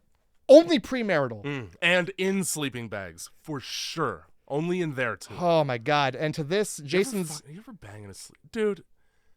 No, don't. It's like the sweatiest, most claustrophobic. You ever want to feel like a Twix bar? Bang in a sleeping bag. You know? Exactly. So Jason's answer to this is to scoop up one girl and beat her to death with another girl. Scooping up the field mice, bopping them on the head, you know? It's my favorite. This is my favorite death. I keep saying that they're all my favorites, but they're all tied for number one in my heart. But he's hitting her with the other, like he's tired of doing it. Like it's a chore. Oh, I know what this is. I've seen a sink full of dirty dishes before. It's like he shoveled the snow earlier and it snowed again. It's just getting to work, you know? Fine, fuck. And it's just like the shot is longer than it needs to be, and that's the best part. Oh, it's just what? Ow, ow, ow. And then he swings her against the tree and is like, ugh! I couldn't tell if they liked it or not. That's how bad that was. Yeah. Oh, fucking, I love it because they're simulations. They're not gonna die. So there was. They're just gonna keep saying "ow." How about there was no point to doing that because it changed nothing. You're still waiting for the ship to dock. You haven't created any more distance because the docking bay is right over there. Well, also the docking bay is broken, so we had to send the sergeant out on a fucking, I don't know what they call it, but it's when you walk out there. A spacewalk. It's just called that. And he's got to fix it. So they're doing that and making sure that it's fixed from the inside, but he's just generating sparks and explosives. And honestly, because he's poking wires with a metal prod. That's his way of fixing the ship. It's a future screwdriver. All right, I'm going to poke this 5 more times. You tell me if it works. Zap. Ah, perfect. Eventually it does, so it's good, but... And then, they get on they get through the little umbilical cord womb weirdo birth canal thing into the rescue ship. That looks exactly like a hockey mask. And the ship starts to explode. Yeah, it does, doesn't it? Fuck. It does. And the ship starts to explode, and Sergeant gets back just in time to keep Jason from going through the tube himself. Oh, yeah, he closes the door on him. We don't even get to see the final fight of the movie. There's no climactic fight at all. Instead, we get 2 superheroes punching each other earlier because neither of them can die. And then, as the ship explodes, it propels Jason toward the rescue ship. He's like, "Here I fucking come, asshole." And then out of nowhere, dude, Sergeant just cross-checks him into outer space. And how do you get that trajectory? He comes from the side. He comes from stage left. He sure does. It doesn't make any damn sense. And in space, no one can hear you scream, so I don't think they can also see where you're coming from. So yeah, it looks like he's got jets on the backpack, right? That's how he gets around. We'll give him that. Sure. So he propels both of them directly into the atmosphere of a planet. I'm assuming Earth too. Well, it must be. Which is fucking fucked, because if you were right there... Yeah, why'd the fucking dude have to come from 4 parsecs away to save you? Just land. Just fucking do anything. Earth is right there. Dumb. You might not have seen it, once they start to enter the atmosphere and they're burning up, the sergeant gets 1 solid punch into the back of Jason's head. I missed it. Like, because he's grabbing him once, and it's super slow because they're in outer space, right? Yeah. It's just like... So fucking take that funny. shit. And they land in Camp Crystal Lake. I guess. Yeah, Camp Crystal Lake 2. Two teens make a fucking wish on this burning black man in the atmosphere. And they kiss. They kiss over it. Yeah, they do. And they're like, "Oh, it landed in the lake. Let's go check it out." Let's go check it out. All right. Cool. I mean, yeah, because generally meteors they're made of valuable materials. Yeah, so they also burn up in the atmosphere. 2 people would just burn up in the atmosphere. Oh yeah, that would be dust in the wind. I'm assuming the metal from Jason's mask and all the metal survived because like it is just his like crisped mask that floats to the bottom. Yeah, that's true. But yeah, I don't think there'd be much left. And then Jim Carrey puts it on, and suddenly he's hilarious. Bum, bum, bum, bum, but that's how the bum, movie ends, bro. bum. We fade out on a mask that he never sure do. uses again. We sure do. And Jason X gets a 6 out of 10. Change it. No. No, that movie was a 9. I'll tell you right now, it would have been lower.